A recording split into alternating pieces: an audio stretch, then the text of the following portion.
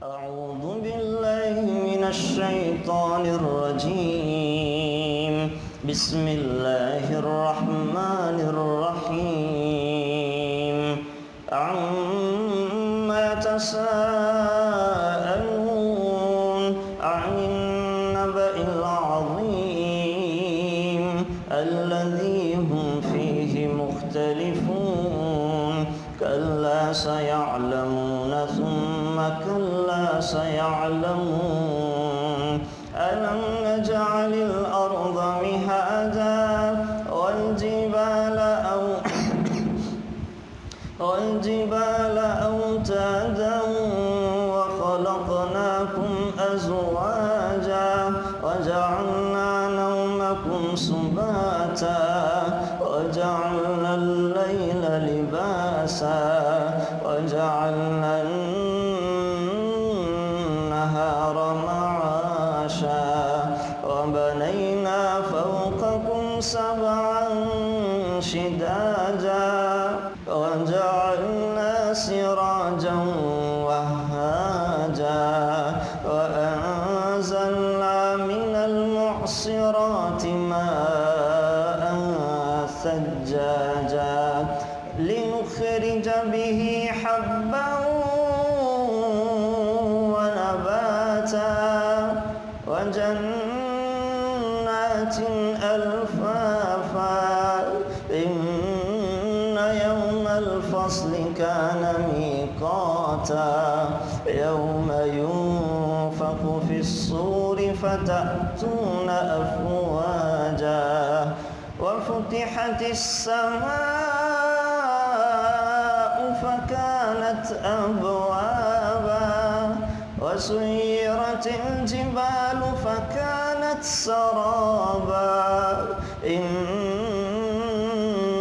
جهنم كانت مرصادا للطاغين مآبا لابثين فيها أحقابا لا يذوقون فيها بردا ولا شرابا إلا حميما وغساقا جزاء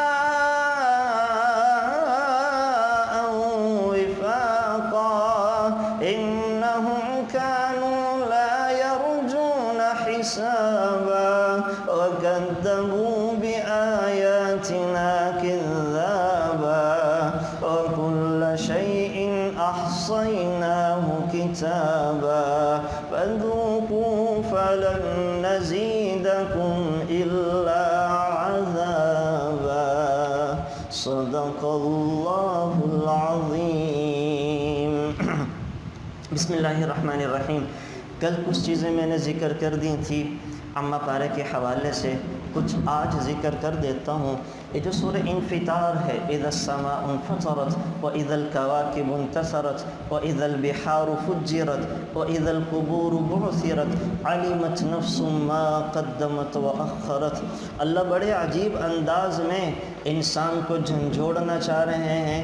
اللہ حضرت انسان کو سمجھانا چاہ رہے ہیں اور کہہ رہے ہیں دیکھتے نہیں اور اس دن کو یاد تو کرو جب آسمان پھٹ جائے گا، ستارے جھڑ جائیں گے، سمندروں کو آگ لگ جائے گی، قبروں سے مردے نکل کھڑے ہوں گے، ہر کوئی جان لے گا، مرد بھی عورت بھی، بچے بھی بوڑھے بھی، امیر بھی غریب بھی.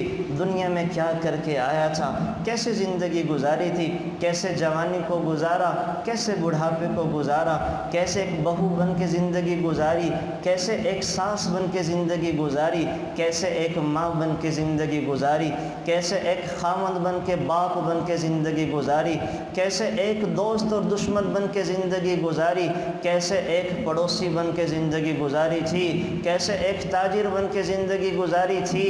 ہر کوئی جان لے گا کیا کیا کر کے آیا تھا. اللہ تعالیٰ ساری موویاں چلائے گا. پہلے یہ سمجھنا مشکل تھا، پہلے یہ بات سمجھنا ذرا مشکل تھی. آج سے 100 سال پہلے کہ اللہ تعالیٰ ساری چیزوں کو کیسے ظاہر کریں گے، اللہ دلوں کے بھید کیسے ظاہر کرے گا، اللہ ہمارے وہ اعمال جو ہم نے خفیہ کیا کیسے ظاہر کرے گا، اللہ ہمارے کرتوتوں کو کیسے دکھائے گا۔ آج یہ سمجھنا آسان ہو گیا۔ اللہ تعالیٰ نے انسان کے لیے کیمرہ ایجاد کروایا، میموری کارڈ بنوائے کہ ایک ایک میموری کارڈ میں انسان کی ساری زندگی جب محفوظ کی جا سکتی ہے، 24 گھنٹے اس کے سنبھالے جا سکتے ہیں، ساری زندگی ایک انسان کی محفوظ کی جا سکتی ہے، تو اللہ جو کل کائنات کا بادشاہ ہے، جو سب طاقتوروں سے زیادہ طاقتور ہے، تو وہ اللہ کیسے انسان کی ساری چیزیں نہیں دکھا سکتا؟ تو اللہ تعالیٰ کہہ رہے ہیں کہ کیا کرو گے تم؟ لوگ اپنے اپنے کاموں میں لگے ہوں گے، اور جب سور پھونکا جائے گا تو آسمان بھی ٹوٹ جائے گا، زمین بھی پھٹ جائے گی، اللہ سورج ستاروں کو گرا کے سمندروں میں گرائے گا، اللہ ان کو آگ لگا دیں گے، اللہ سب کو آگ لگا دے گا۔ تو اللہ کہہ رہے ہیں یہاں انسان کو پھر اللہ جھنجھوڑ رہے ہیں، یا ایھا الانسان ما غرک بربک الکریم۔ جیسے کہ ماں اپنے بچے سے کہتی ہے نا، اوئے میرے بچے تجھے کیا ہو گیا ہے، تڑپ کے کہتی ہے۔ تو اللہ تعالیٰ کو تو تڑپنے کی ضرورت نہیں تھی، لیکن ہمیں سمجھانے کے لیے وہ انداز اپنایا، یا ایھا الانسان ما غرک بربک الکریم الذی خلقک فسواک فعدلک۔ اے میرے بندے، اے انسان، تجھے کس چیز نے تیرے کریم رب سے دھوکے میں ڈال دیا؟ کیوں دھوکے میں پڑ گیا؟ دنیا کی چیزوں نے، تمہارے تعلقات نے، تمہاری اولاد نے، تمہارے کاروبار نے، کس چیز نے دھوکے میں ڈال دیا؟ الذی خلقک، حالانکہ پیدا کرنے والا میں ہوں، تیرا نام و نشان نہیں تھا، تجھے پیدا میں نے کیا، فسواک، بڑے اعتدال کے ساتھ پیدا کیا، فعدلک، بڑی خوبصورت انداز میں پیدا کیا۔ ایسے نہیں کیا کہ تیری ایک آنکھ آگے لگاتا، ایک آنکھ پیچھے لگا دیتا تو کتنا بھدا لگتا۔ ایسے نہیں کیا کہ تیری ناک پیچھے کو لگا دیتا گدی کی طرف تو کتنا بھدا لگتا۔ میں نے تجھے کتنا خوبصورت بنایا، 2 آنکھیں تیری سامنے لگائے، سونگھنے کے لیے تجھے میں نے ناک دی، سننے کے لیے کان دیے۔ ایسا نہیں کیا کہ ایک کان میں تمہارے منہ پہ لگا دیتا، ایک کان گدی پہ لگا دیتا تو کتنا بھدا بدصورت لگتا۔ میں نے تجھے بڑی اعتدال کے ساتھ بنایا ہے، بڑی حسن کاری کے ساتھ بنایا ہے، ہر عضو کو اس کی بہترین جگہ پہ رکھا ہے، 5 انگلیوں کو بڑے تناسب کے ساتھ بنایا ہے، ایک انگلی بھی ذرا اپنے ذائچے سے باہر نکل جائے کتنی بھدی معلوم ہوتی ہے، انسان کتنا بدصورت لگتا ہے۔ اللہ کہہ رہے ہیں فعدلک فسواک فی ای صورت ما شاء رکبک، پھر جیسے میں نے چاہا میں نے تجھے بنایا، کالا بنانا چاہا کالا بنا دیا، گورا بنانا چاہا گورا بنا دیا، جس زبان کے اندر پیدا کرنا چاہا اس زبان والا بنایا۔ یہ میری چاہت ہے، اس میں کسی کا کوئی عمل دخل نہیں ہے۔ ماں باپ تو اپنے لیے پتہ نہیں کیسے کیسی اولاد مانگتے ہیں، اللہ کہہ رہے ہیں فی ای صورت ما شاء رکبک، جس مرضی صورت میں جہاں مرضی چاہوں گا میں پیدا کروں گا، اس میں کسی کا کوئی عمل دخل نہیں ہے، کوئی عمل دخل نہیں ہے۔ تو اللہ تعالی انسان سے شکوہ کر رہے ہیں، میرے بندو میں نے تجھے کیسا بنایا میں نے، اب مجھے چھوڑ کے تو کہاں کا رخ کر رہا ہے، مجھے چھوڑ کے کہاں جانا چاہتا ہے؟ اچھا اگر خدا نہ خواستہ یا اگر جگہ یہاں فل ہو گئی ہے نا کوئی مسئلہ تو اوپر چلے جائیں، آپ اوپر چلے جائیں، اگر یہاں جگہ نہیں ہے اوپر کمرے میں چلے جائیں، وہاں بیٹھنے کی جگہ موجود ہے اور وہاں بھی انشاءاللہ آواز پہنچ جائے گی۔ اگر یہاں جگہ نہیں بنتی کوشش تو کریں کہ یہیں اس طرح بیٹھیں کہ جگہ بن جائیں۔ ہم نے پچھلے دنوں تو پڑھا تھا کہ ایمان والوں کی علامت یہ ہے کہ وہ جگہ دے دیا کرتے ہیں، اذا قیل لکم تفسحوا فی المجالس فافسحوا، وہ جگہ چھوڑ دیا کرتے ہیں۔ تو اگر جگہ فل ہو جاتی اس طرح سے اندر ترتیب بنا کے بیٹھیں کہ سارے آ سکیں، جگہ اگر بھر جاتی ہے تو اوپر چلے جائیں، وہاں کمرے میں انشاءاللہ جگہ ہوگی، اللہ نے چاہا تو آواز بھی آ جائے گی۔ تو اللہ تعالیٰ انسان سے اس صورت میں شکوہ کر رہے ہیں، شکوہ کہ تجھے کس چیز نے دھوکے میں ڈال دیا۔ علماء نے اس آیت کے ذیل میں ایک واقعہ لکھا ہے کہ اللہ تعالیٰ کہاں کہاں انسان کی حفاظت کرتا ہے اور انسان کس کس طرح اللہ کی ناشکریہ کرتا ہے۔ ایک بزرگ دریا کنارے سیر کر رہے تھے، سیر کرتے کرتے کیا دیکھتے ہیں، ایک بچھو وہ دوڑتا ہوا آ رہا ہے، اور بچھو جب دوڑتا ہوا آ رہا ہے تو بڑے حیران ہوئے کہ اتنی تیزی کے ساتھ کہاں۔ بچھو دریا کنارے پہنچا، دریا کنارے پہنچنے کے بعد دریا کے کنارے ایک کچھوا آیا ہوا تھا۔ تو کچھوا جب وہاں آیا ہے دریا کنارے، جب وہ آیا ہے تو کچھوا بھی وہاں پہ آیا۔ بچھو نے کچھوے کی پشت کے اوپر سواری کی اور دریا کی طرف چل پڑا۔ اب یہ بزرگوں کو بات کھٹکی کہ کیا ماجرا ہے کہ یہ بچھو کچھوے کی پشت کے اوپر بیٹھ کے دریا کے دوسرے پار جانا چاہتا ہے، تو انہوں نے بھی اس کے پیچھے کشتی لے کر دوڑ لگا دی۔ میرے خیال ہے ٹھیک، انہوں نے بھی دوڑ لگا دی، اس کے پیچھے کشتی لی اور چل پڑے۔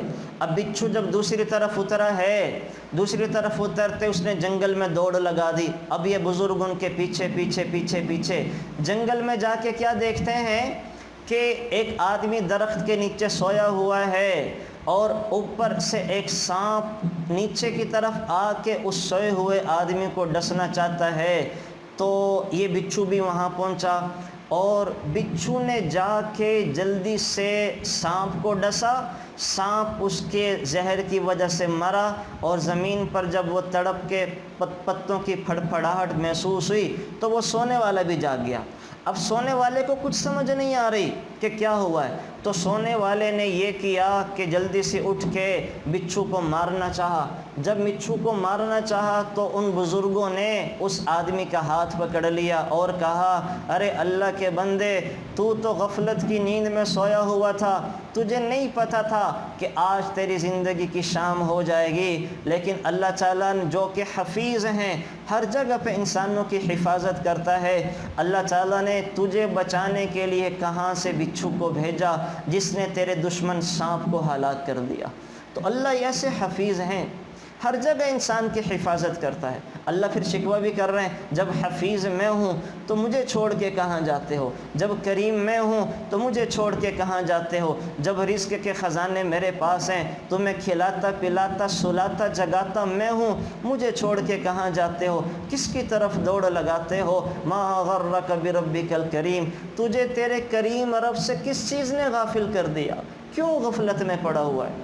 احادیث مبارکہ میں آتا ہے، جب انسان ایک گناہ کرتا ہے نا، ایک گناہ، کوئی کبیرہ گناہ ایک گناہ کرتا ہے، تو اللہ کی مخلوق آ کے اللہ سے کہتی ہے، ہوائیں آتی ہیں، ہوائیں کہتی ہیں، اللہ یہ تیرا نافرمان بندہ ہے، ہمیں حکم دے ہم ان کو اٹھا کر جنگلوں میں گرا دیں۔ اور پھر زمین کہتی ہے، یا اللہ ہمیں حکم دے ہم پھٹ جائیں اور ان کو اپنے اندر سما لیں۔ اور آسمان کہتا ہے، یا اللہ ہمیں حکم دے ہم بارش برسا کے ان کو غرق کر کے رکھ دیں۔ سمندر کہتے ہیں، یا اللہ ہمیں حکم دے یہ تیرا نافرمان بندہ ہے، ہم ان پر چڑھ دوڑیں۔ اور یہ جنگل کے درندے آ کے کہتے ہیں، یا اللہ ہمیں حکم دے ہم شہروں میں جا کے ان کو چیر پھاڑ کر کے رکھ دیں۔ اللہ کہتے ہیں، ان کان عبدکم فشانکم، اگر یہ تمہارے بندے ہیں تو ان کے ساتھ جو چاہے مرضی کرنا ہے کر لو، پکڑ لو۔ ان کان عبدی فشانی، اور اگر یہ میرے بندے ہیں اور یہ میرے ہی بندے ہیں، میں نے انہیں پیدا کیا ہے، میں ہی ان کا بنانے والا ہوں، تو میں اپنے بندوں کی توبہ کے انتظار میں ہوں۔ یہ جب بھی میرے پاس آئیں گے، یہ دن میں آئیں یا رات میں آئیں، یہ دوپہر میں آئیں یا شام میں آئیں، جب بھی آ کر یہ توبہ کریں گے میں ان کے سارے ہی گناہوں کو معاف فرما دوں گا۔ اللہ تو انتظار میں ہے، اللہ تو انتظار میں ہے۔ ہر مخلوق آ کر ہمارے گناہوں کی وجہ سے ہمیں تباہ کرنے کو تیار ہے، لیکن اللہ کی ذات حفیظ ہے، وہ ہماری حفاظت کرتا ہے، وہ ہماری حفاظت کرتا ہے۔ احادیث مبارکہ میں حدیث قدسی اللہ کہتے ہیں، یا ابن آدم انی لکم محب فبحقی علیک کن لی محبا، اے آدم کی اولاد میں تجھ سے محبت کرتا ہوں، میرے حق کا واسطہ تو بھی تو مجھ سے محبت کر، تو بھی تو مجھ سے محبت کر۔ تو اللہ تعالیٰ انسان کو واسطہ دے رہے ہیں، اللہ تعالیٰ انسان کو اپنی محبت بڑھانے کا واسطہ دے رہے ہیں، اللہ تعالیٰ واسطہ دے رہے ہیں انسان کو۔ تو اللہ تعالیٰ شکوے شکایت بھی کر رہے ہیں، واسطہ بھی دے رہے ہیں کہ میرے بندے میں تمہارے لیے کیا کرتا ہوں اور تم میرے لیے کیا کرتے ہو۔ پھر آگے چل کے جو سورہ عادیات آئے گی اللہ تعالیٰ نے یہاں بھی شکوہ کیا. اللہ تعالیٰ کیا کہہ رہے ہیں؟ وَالْعَادِيَاتِ ضَبْحًا فَالْمُورِيَاتِ قَدْحًا فَالْمُغِيرَاتِ صُبْحًا فَأَثَرْنَ بِهِ نَقْعًا فَوَسَطْنَ بِهِ جَمْعًا إِنَّ الْإِنسَانَ لِرَبِّهِ لَكَنُودٌ وَإِنَّهُ عَلَى ذَلِكَ لَشَهِيدٌ. اللہ مثال دے کے سمجھا رہے ہیں میرے بندو، ایک تم سے تو اچھا گھوڑا رہ گیا. یہ اللہ کہہ رہے ہیں کہ تم انسان ہو، ایک گھوڑا تم سے اچھا ہے. گھوڑا یا اللہ وہ کیسے؟ اللہ نے کہا ایک آدمی گھوڑے کا بچہ لے کے پالتا ہے، اس کو چارہ کھلاتا ہے، دانہ کھلاتا ہے، اس کو پروان چڑھا کے جوان بنا دیتا ہے. پھر کیا ہوتا ہے؟ اس جوان گھوڑے کی پیٹھ پر سوار ہو کر اس کا مالک کہتا ہے چل بھائی میں نے تجھے کھلایا پلایا ہے، اب تجھے میدان جہاد میں لے کے جانے کا وقت آ گیا، اب تجھ پر سواری کرنے کا وقت آ گیا، چل مجھے بٹھا کے لے کر چل، میرا نمک حلال کر، جو میں نے تجھے کھلایا پلایا اس کا حق ادا کر. اور گھوڑے کی خوبی کیا ہے؟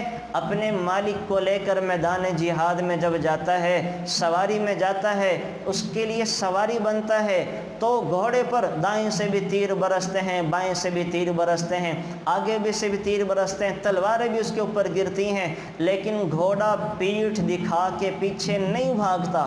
یہ اپنے مالک کو کہہ رہا ہوتا اپنے عمل سے، اے میرے مالک تو نے مجھے کھلایا پلایا ہے، پال پوس کے جوان کیا، بڑا کیا، آج تجھے ضرورت پیش آئی ہے، آج تو میری پیٹھ پر سوار ہے، میں نمک حرامی نہیں کروں گا، میں نے تیرا نمک کھایا اس کو حلال کروں گا. مر تو سکتا ہوں، اپنی جان تو میدان جہاد میں دے سکتا ہوں، لیکن اپنی پیٹھ نہیں دکھا سکتا. گھوڑے کی خوبی ہے پیٹھ نہیں دکھاتا، بھاگتا نہیں ہے، مالک نے جس کام پہ لگا دیا وہ کر کے چھوڑتا ہے.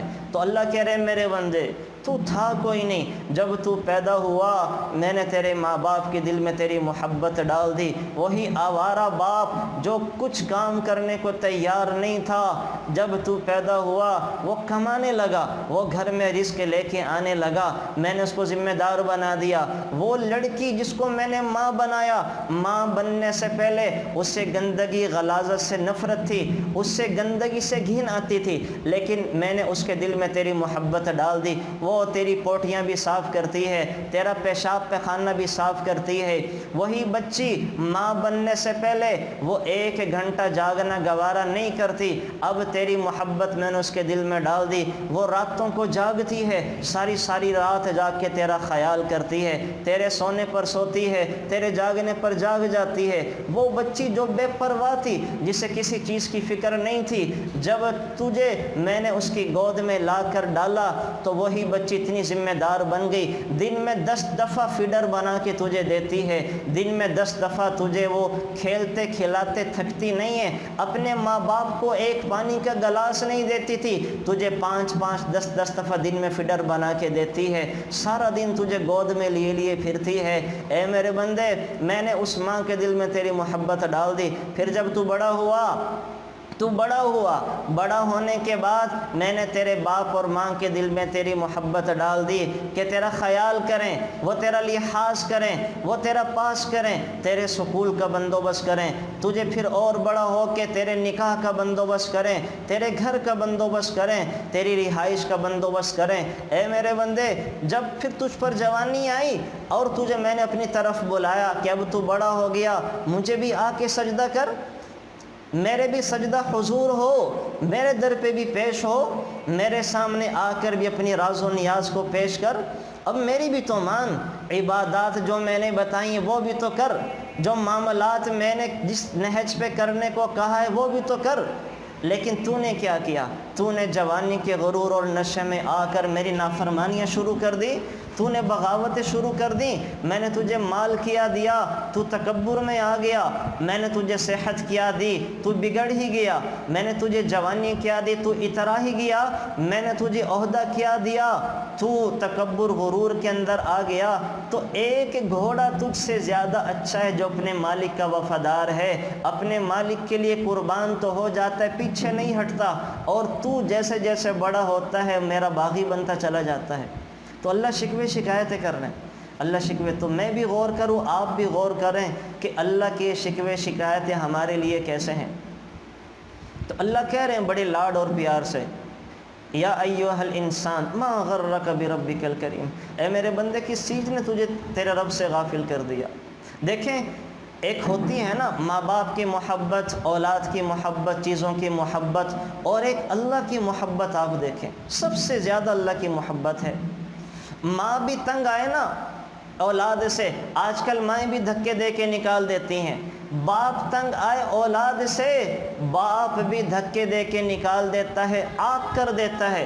باپ وصیت کر کے جاتا ہے کہ میرا یہ بیٹا میرے جنازے میں بھی نہ آئے۔ میں نے خود ایسے باپ اب روزانہ کہیں اللہ معاف فرمائے باپ آگ کرتے رہتے ہیں، لیکن اللہ اپنے بندوں کو کبھی آگ نہیں کرتا، اللہ کبھی بھی آگ نہیں کرتا، ہر وقت توبہ کے انتظار میں ہے۔ ہم آنکھوں کے گناہ بھی کرتے ہیں، اللہ ہماری آنکھیں نہیں نکالتا، ہم ہاتھوں کے گناہ بھی کرتے ہیں، اللہ ہمارے ہاتھ نہیں توڑتا، ہم پاؤں کے گناہ بھی کرتے ہیں، اللہ ہمارے پاؤں نہیں کاٹتا، ہم دل دماغ کے گناہ بھی کرتے ہیں، اللہ ہمارا دل دماغ پہ فالج نہیں گراتا، ہم زبان کے گناہ بھی کرتے ہیں، اللہ ہماری زبان نہیں نکالتا، سارے گناہ کرتے ہیں، اللہ ہماری توبہ کے انتظار میں۔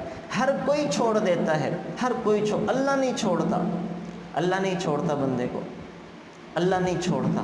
تو ہم بھی تو اللہ کو نہ چھوڑیں نا، ہم بھی تو اللہ کے فضل و کرم کی قدردانی کا لحاظ رکھیں، ہم بھی تو پاس کریں نا کچھ۔ اللہ کتنی محبت کرتا ہے، روایات میں آتا ہے حضرت موسیٰ علیہ السلام کے زمانے میں اللہ تعالیٰ نے انسانوں کے گناہوں کی وجہ سے بارش روک لی۔ موسیٰ علیہ السلام اپنی قوم والوں کو لے کر دریا کے کنارے گئے، اللہ سے دعا مانگی، وحی آئی کہ موسیٰ اس مجمع میں ایک ایسا نافرمان بندہ ہے جس نے 40 سال سے مجھے کبھی راضی نہیں کیا، 40 سال سے ناراض کرتا آ رہا ہے، جب تک یہ مجمع میں ہے میں بارش نہیں برساؤں گا۔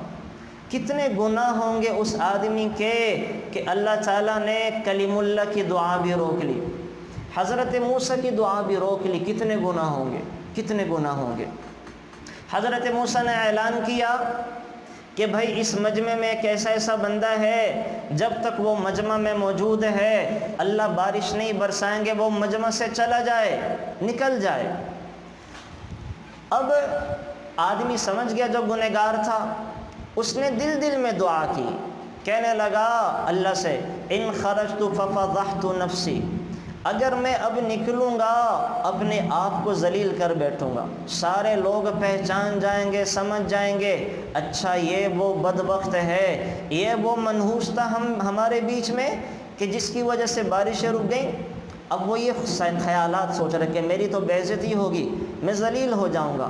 اس وقت اس آدمی نے دعا کی، کیا دعا کی؟ کہنے لگا اللہم انی عصیتک 40 سنۃ فامہلتنی جئتک تائبا فاقبلنی۔ نہ اس نے ہاتھ اٹھائے، نہ اس نے الفاظ کہے، دل میں کہنے لگا یہ 4 الفاظ، اللہم انی عصیتک 40 سنۃ فامہلتنی جئتک تائبا فاقبلنی، یا اللہ میں نے 40 سال تیری نافرمانی کی، تو مجھے ڈھیل دیتا رہا، تو مجھے مہلت دیتا رہا، یا اللہ آج بھی مجھے معاف فرما دے، آج بھی مجھے مہلت دے دے، اگر میں مجمع سے نکلتا ہوں رسوا ہو جاؤں گا، لوگ مجھے چھوڑیں گے نہیں، یا اللہ مجھے رسوائی سے بچا لے۔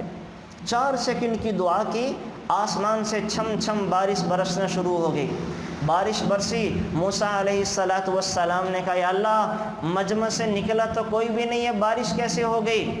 اللہ تعالیٰ نے کہا کہ جس کی وجہ سے روکی تھی اسی کی وجہ سے دے دی۔ اس نے توبہ کر لی، جس کی وجہ سے روکی تھی اسی کی وجہ سے دے دی۔ حضرت موسیٰ نے کہا اللہ اس کا نام تو بتا، کیا نام ہے، کیا نام ہے؟ وحی آئی کہ واہ جب میرا نافرمان بندہ تھا تب تو میں نے بتایا نہیں، اب توبہ کر کے میرا فرما بردار بن چکا ہے، اب میں اس کو کیسے رسوا کر دوں، اب میں اس کے پردے کو کیسے ظاہر کر دوں۔ تو اللہ اتنے کریم ہیں، اتنے مہربان ہیں، اتنے مہربان ہیں۔ تو ہمیں بھی اللہ سے چپ کے اپنی باتیں شیئر کرنی چاہیے، راز و نیاز کرنا چاہیے۔ ہم گھر میں ہوں، دکان پہ ہوں، جہاں بھی ہوں، اللہ سے اپنی چیزوں کو ذکر کرنے کی عادت بنا لیں۔ صحابہ فرماتے ہیں ہمیں ایک تسمے کی ضرورت پڑتی تھی نا، اللہ سے ذکر کرتے تھے۔ اللہ ہمارے سب سے گہرے دوست تھے، اللہ ہمارے سب سے زیادہ قریب تھے۔ جس بات کو ذکر کرنا ہوتا چپ کے اللہ سے ذکر کیا کرتے تھے۔ یا اللہ میرے ساتھ لوگ یہ کر رہے ہیں، یا اللہ میرے ساتھ یہ معاملہ پیش آ گیا، یا اللہ میری یہ پریشانی مجبوری ہے، اللہ کی قسم کھا کے کہتا ہوں اللہ سے اپنے دکھڑے سنانا، ذکر کرنا شروع کر دیں، پھر دیکھیں اللہ کیسے سکون عطا کرتا ہے۔ اللہ دل کو سکون سے بھر دے گا۔ بہرحال بات بڑھ گئی، تو ایک تو میں نے عرض کیا کہ اللہ تعالی ہمیں سورہ انفطار میں یہ پیغام دے رہے ہیں، میرے بندو کہاں جا رہے ہو، مجھے چھوڑ کے کس کا رخ کرتے ہو۔ ایک تو یہاں یہ پیغام ہے، پھر آگے چل کر اللہ تعالیٰ والضحیٰ جو ہے، سورۃ الضحیٰ، والضحیٰ واللیل اذا سجا ما ودعک ربک وما قلی، یہ بھی اللہ تعالیٰ نے عجب انداز میں اتاری ہے، عجب انداز میں اتاری ہے۔ اس کے دو شان نزول ہیں۔ ایک تو یہ ہے کہ آپ علیہ السلام پر ایک دفعہ جبرائیل علیہ السلام آئے اور آ کر کہنے لگے یا رسول اللہ صلی اللہ علیہ وسلم، اللہ تعالیٰ نے جہنم کے 7 طبقے بنائے ہیں، جہنم کی 7 منزلیں ہیں، سب سے نچلے طبقے میں منافقین کو ڈالا جائے گا۔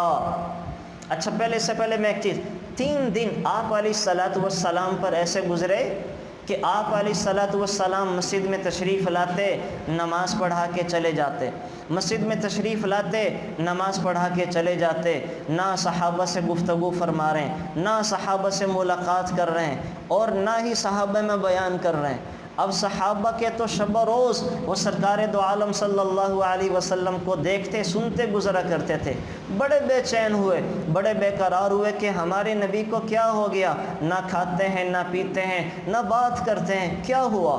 تو سب نے ابو بکر صدیق سے کہا کہ آپ جا کر پتہ تو کریں کہ آپ علیہ السلام کو کیا ہو گیا۔ ابو بکر صدیق آئے، اندر آنے کی اجازت چاہی، آپ علیہ السلام نے اجازت نہیں دی۔ حضرت عمر آئے، اندر آنے کی اجازت چاہی، آپ علیہ السلام نے اجازت نہیں دی۔ سلیمان فارسی آئے، اندر آنے کی اجازت چاہی، آپ علیہ السلام نے اجازت نہیں دی۔ اب صحابہ رو رہے ہیں، پریشان ہیں، اور کہہ رہے ہیں کہ کیا ہو گیا کہ آپ علیہ السلام نہ کھاتے ہیں نہ پیتے ہیں نہ ہم سے ملاقات کرتے ہیں، کیا ہو گیا ہے؟ تو سب نے حضرت علی سے کہا کہ آپ جائیں، آپ علیہ السلام سے معلوم کریں کہ آپ علیہ السلام ہم میں کیوں نہیں بیٹھ رہے، کھانا پینا کیوں نہیں ہو رہا۔ تو حضرت علی نے پوچھا کیا پہلے حضور کے پاس کوئی گیا ہے؟ صحابہ نے کہا کہ ہاں، عمر بھی گئے ہیں، ابو بکر بھی گئے ہیں، سلمان فارسی بھی گئے ہیں، انہیں اجازت نہیں ملی۔ تو حضرت علی نے کہا پھر مجھے بھی نہیں ملے گی، ہاں میرے پاس ایک ایسی شخصیت ہے کہ جن کو ضرور ملے گی۔ گھر گئے، فاطمہ سے کہا کہ فاطمہ جاؤ ابا جان کے پاس جا کے پوچھو کیا ہو گیا ہے کہ 3 دن سے نہ کھا رہے ہیں نہ پی رہے ہیں نہ گفتگو کر رہے ہیں، کیا ہو گیا ہے؟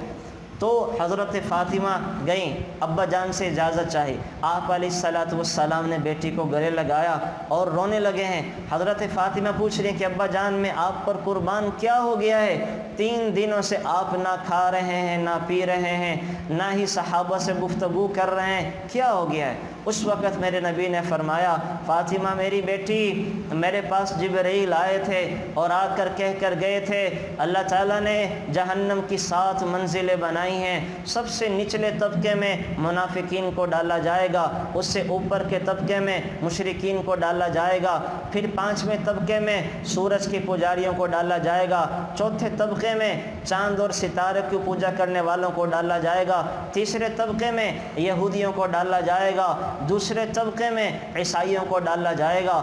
اس کے بعد آپ علیہ السلام خاموش ہو گئے۔ یا رسول اللہ پھر کیا ہوگا؟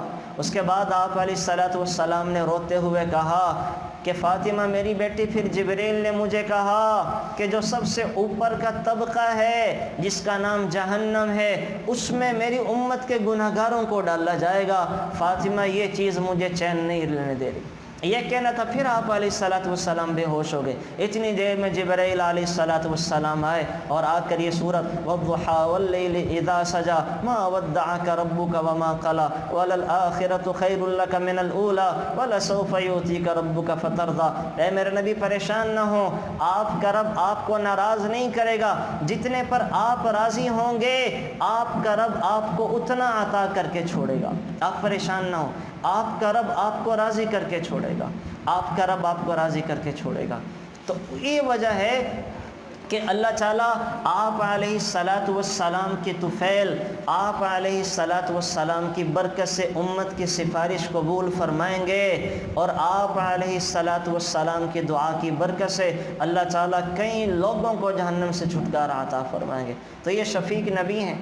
اور ایک اس کا شان نزول کی روایت یہ آتی ہے کہ کئی دن تک آپ علیہ السلام پر وحی نہیں اتری۔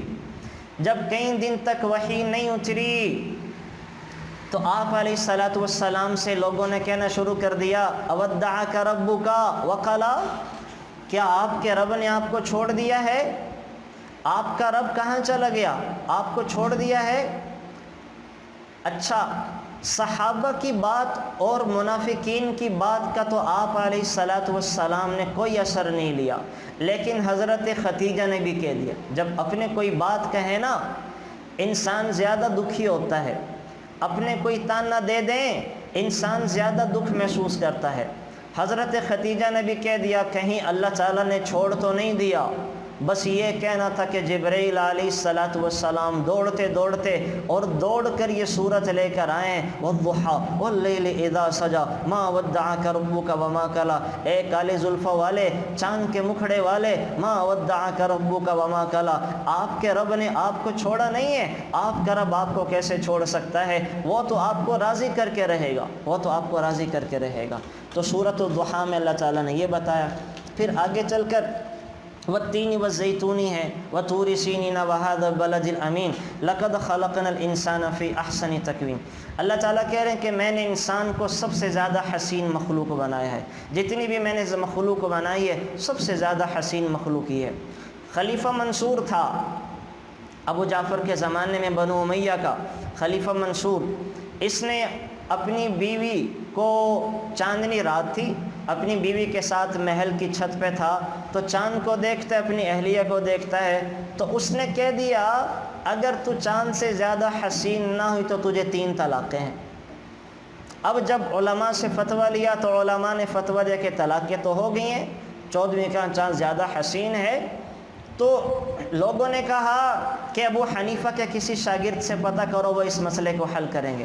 چنانچہ ابو حنیفہ رحمۃ اللہ علیہ کی شاگرد نے اس آیت سے استدلال کیا کہ نہیں، اللہ تعالیٰ قرآن کریم میں فرما رہے ہیں اور طلاق نہیں ہوئی، اللہ اپنے کلام میں کہہ رہا ہے لقد خلقنا الانسان فی احسن تقویم، ہم نے انسان کو سب سے زیادہ حسین بنایا ہے، انسان سے زیادہ حسین مخلوق کوئی نہیں ہے۔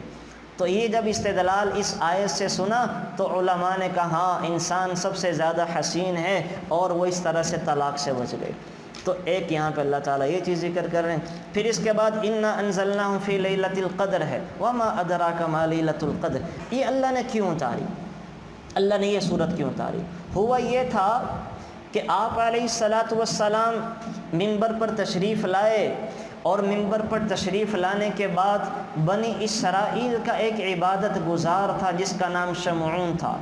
میرے نبی نے فرمایا کہ شمعون اتنے بڑے عبادت گزار تھے کہ 80 سال اللہ کی ایسی عبادت کی ہے کہ 80 سال تک راتوں کو جاگتے رہے ہیں، ایک سیکنڈ بھی نہیں سوئے ہیں، 80 سال جاگ کر اللہ کو راضی کیا ہے۔ اور اتنے بڑے عبادت گزار تھے کہ 80 سال تک لگاتار حرام دنوں کے علاوہ روزہ رکھتے آئے ہیں، اور انہی 80 سالوں میں دن میں اللہ کے راستے میں جہاد کرتے تھے، دن میں روزہ ہوتا تھا اور رات کو جاگتے تھے۔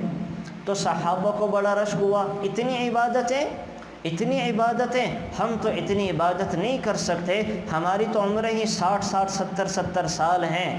تو صحابہ تو خیر کی چیزوں میں لالچی ہوا کرتے تھے کہ ہمیں کوئی کام کی بات پتہ چلے عمل کر لیں، ان چیزوں میں لالچ کیا کرتے تھے۔ تو آپ علیہ السلام سے کہنے لگے یا رسول اللہ صلی اللہ علیہ وسلم پھر تو ان کے اعمال بڑھ جائیں گے، ہماری نیکیاں کم ہو جائیں گی، ہماری تو عمریں تھوڑی ہیں، عمریں کم ہیں۔ اب یہ کہنا تھا کہ جبرائیل علیہ السلام آ گئے، اِنَّا أَنزَلْنَاهُ فِي لَيْلَةِ الْقَدْرِ وَمَا أَدْرَاكَ مَا لَيْلَةُ الْقَدْرِ لَيْلَةُ الْقَدْرِ خَيْرٌ مِّنْ أَلْفِ شَهْرٍ۔ اے امت محمدیہ کے لوگوں، پریشان ہونے کی ضرورت نہیں ہے، انہیں اگر ہم نے لمبی لمبی عمریں دی تھی، آپ کو ہم نے قیمتی راتیں دی ہیں، ان قیمتی راتوں میں سے ایک رات لیلۃ القدر بھی ہے، شب قدر بھی ہے، جو رمضان کی آخری طاق راتوں میں سے کوئی رات ہے، 21 کو بھی ہو سکتی ہے، 23 کو بھی ہو سکتی ہے، 25 کو بھی ہو سکتی ہے، 27 کو بھی ہو سکتی ہے اور 29 کو بھی ہو سکتی ہے۔ یہ رات ایسی رات ہے جو اس رات میں عبادت کرے گا، جو اس رات میں اللہ کو راضی کر لے گا اور اسے شب قدر مل گئی تو وہ 80 سال نہیں، اس سے ہم 83 سال 4 مہینے کی عبادت کا اجر عطا فرمائیں گے۔ کم از کم جس شخص کو شب قدر مل گئی، 1000 سال اللہ کم سے کم بتا رہے ہیں کہ 1000 سال بنتے ہیں 83 سال 4 مہینے، تو جس کو شب قدر ملی گویا کہ اس نے 83 سال 4 مہینے اللہ کی عبادت کر لی، اور جس کو اپنی زندگی میں 50 دفعہ شب قدریں مل گئیں تو اس کو تو ہزاروں سال بن جائیں گے۔ تو اللہ نے امت محمدیہ کی لاج رکھی اور یہ صورت اتاری کہ آپ لوگوں کو فکر کرنے کی ضرورت نہیں ہے، بس راتوں میں جاگ کر مجھے راضی کریں، میری عبادت کریں، آپ کے اجر کو بڑھانا میرا کام ہے، آپ کا ثواب بڑھانا میرا کام ہے۔ اب آپ کو میں مشورہ دیتا ہوں، ایک رات باقی رہ گئی ہے، ایک رات 29 کی ہمارے پاس، شب قدر میں کیا کریں؟ کیا پتہ وہی ہو، کیا پتہ وہی ہو، اللہ کا کچھ پتہ نہیں ہے، اللہ نے اسی رات کو شب قدر بنایا ہو تو کرنا کیا ہے؟ اس رات میں ایک تو مردوں کے لیے کام ہے، آپ علیہ السلام نے فرمایا عشاء کی نماز جس نے جماعت کے ساتھ پڑھی، فجر کی نماز جماعت کے ساتھ پڑھی، اللہ تعالیٰ ساری رات عبادت کا ثواب عطا فرمائیں گے۔ تو مرد تو 29ویں رات کو جو ایک رہ گئی ہے کم از کم درجہ عشاء اور فجر کی نماز جماعت کے ساتھ پڑھیں۔ عورتیں کیا کریں؟ عورتیں وقت پر نماز ادا کر لیں، عشاء کی اذان سن کر نماز ادا کر لیں، فجر کی اذان سن کر نماز ادا کریں، تاخیر نہ کریں۔ کم از کم کسی عورت نے یہ بھی کر لیا اور ساری رات سوئی رہی، اللہ انشاءاللہ ساری رات عبادت کا اجر عطا فرمائیں گے۔ لیکن مشورے آپ کو میں 3 دیتا ہوں، کیا کرنا ہے؟ 29ویں رات کو حسب توفیق صدقہ کریں، جو اللہ توفیق دے۔ آپ نے صدقہ کیا اور شب قدر ہوئی تو اللہ تعالیٰ 83 سال 4 مہینے صدقہ کرنے کا ثواب عطا کرتے رہیں گے۔ 2 رکعت نفل پڑھ لیں، آپ نے 2 رکعت نفل پڑھ لی، شب قدر ہوئی تو اللہ تعالیٰ 83 سال 4 مہینے نفل نماز پڑھنے کا ثواب عطا کرتے رہیں گے، اتنا اللہ عطا کرے گا۔ آپ نے پھر اور کیا کریں؟ کم از کم سورہ اخلاص 3 دفعہ پڑھ لیں۔ 3 دفعہ سورہ اخلاص پڑھنا ایک قرآن کریم پڑھنے کے برابر ہے، ایک قرآن کریم۔ تو آپ نے 3 دفعہ سورہ اخلاص پڑھی اور وہ شب قدر ہوئی تو اللہ تعالیٰ آپ کو 83 سال 4 مہینے تک پورے قرآن کریم پڑھنے کا اجر عطا کرتے رہیں گے۔ اتنے اللہ تعالیٰ نے ہمارے لیے برکتیں اور آسانیاں کر دی ہیں۔ تو ایک رات باقی ہے، اس رات کو قیمتی بنائیں، عبادت کریں، اللہ سے مانگیں۔ اللہ کا عرش پہلے آسمان پہ ساری رات ہوتا ہے اور صدائیں لگتی ہیں، حل من مسترزقین، ہے کوئی اپنا رزق بڑھانے والا، رزق مانگنے والا، حل من مستغفرین، ہے کوئی اپنے گناہوں کو معاف کروانے والا، حل من سائلین، ہے کوئی مجھ سے مانگنے والا، فاعطیہ کذا و کذا، میں اس کو یہ عطا کروں، جو مانگے گا عطا کروں۔ تو ہمارے ذمہ مانگنا ہے، تو گزارش کروں گا 29 کی رات کو بجائیں دائیں بائیں چیزوں میں ضائع کرنے کے عبادت میں گزاریں، لمبی لمبی دعائیں کریں، اپنی حاجتیں، اپنا سارا سال کا بجٹ ان راتوں میں منظور ہوتا ہے، اللہ سے اپنے سارے سال کا بجٹ طے کروائیں، سارے سال کا بجٹ پیش کریں، سارے سال کا بجٹ پیش کریں۔ تو یہاں پہ اللہ تعالیٰ نے یہ ذکر کر دیا۔ پھر آگے چل کے ہے وَيْلٌ لِكُلِّ ہُمَزَةٍ لُمَزَةٍ، یہ بڑی خطرناک آیت ہے۔ وَيْلٌ لِكُلِّ، اللہ کہہ رہے ہیں ہلاکت ہے، تباہی ہے، بربادی ہے ایک مطلب یہ، اور ایک مطلب ہے ویل بولتے ہیں جہنم میں ایک وادی ہے، اور یہ وہ وادی ہے جس سے جہنم بھی پناہ مانگتی ہے۔ اس وادی میں کیا ہے؟ باقی جو اوپر کے جہنم والے ہیں ان کا جو خون اور پیپ ہے وہ سارا خون اور پیپ جمع ہو کر اس وادی میں گرتا ہے۔ اس وادی کو ویل کہا جاتا ہے، ویل۔ یا اللہ یہ کس کے لیے ہے؟ کس کے لیے؟ اللہ کہہ رہا ویل لکل، یہ ویل ہے ہر اس شخص کے لیے جو عیب لگتا نہ دینے والا ہے، جو لوگوں کو تانا دیتا ہے۔ تانا دینے والوں کے لیے ویل کی وادی ہے۔ اور کس کے لیے؟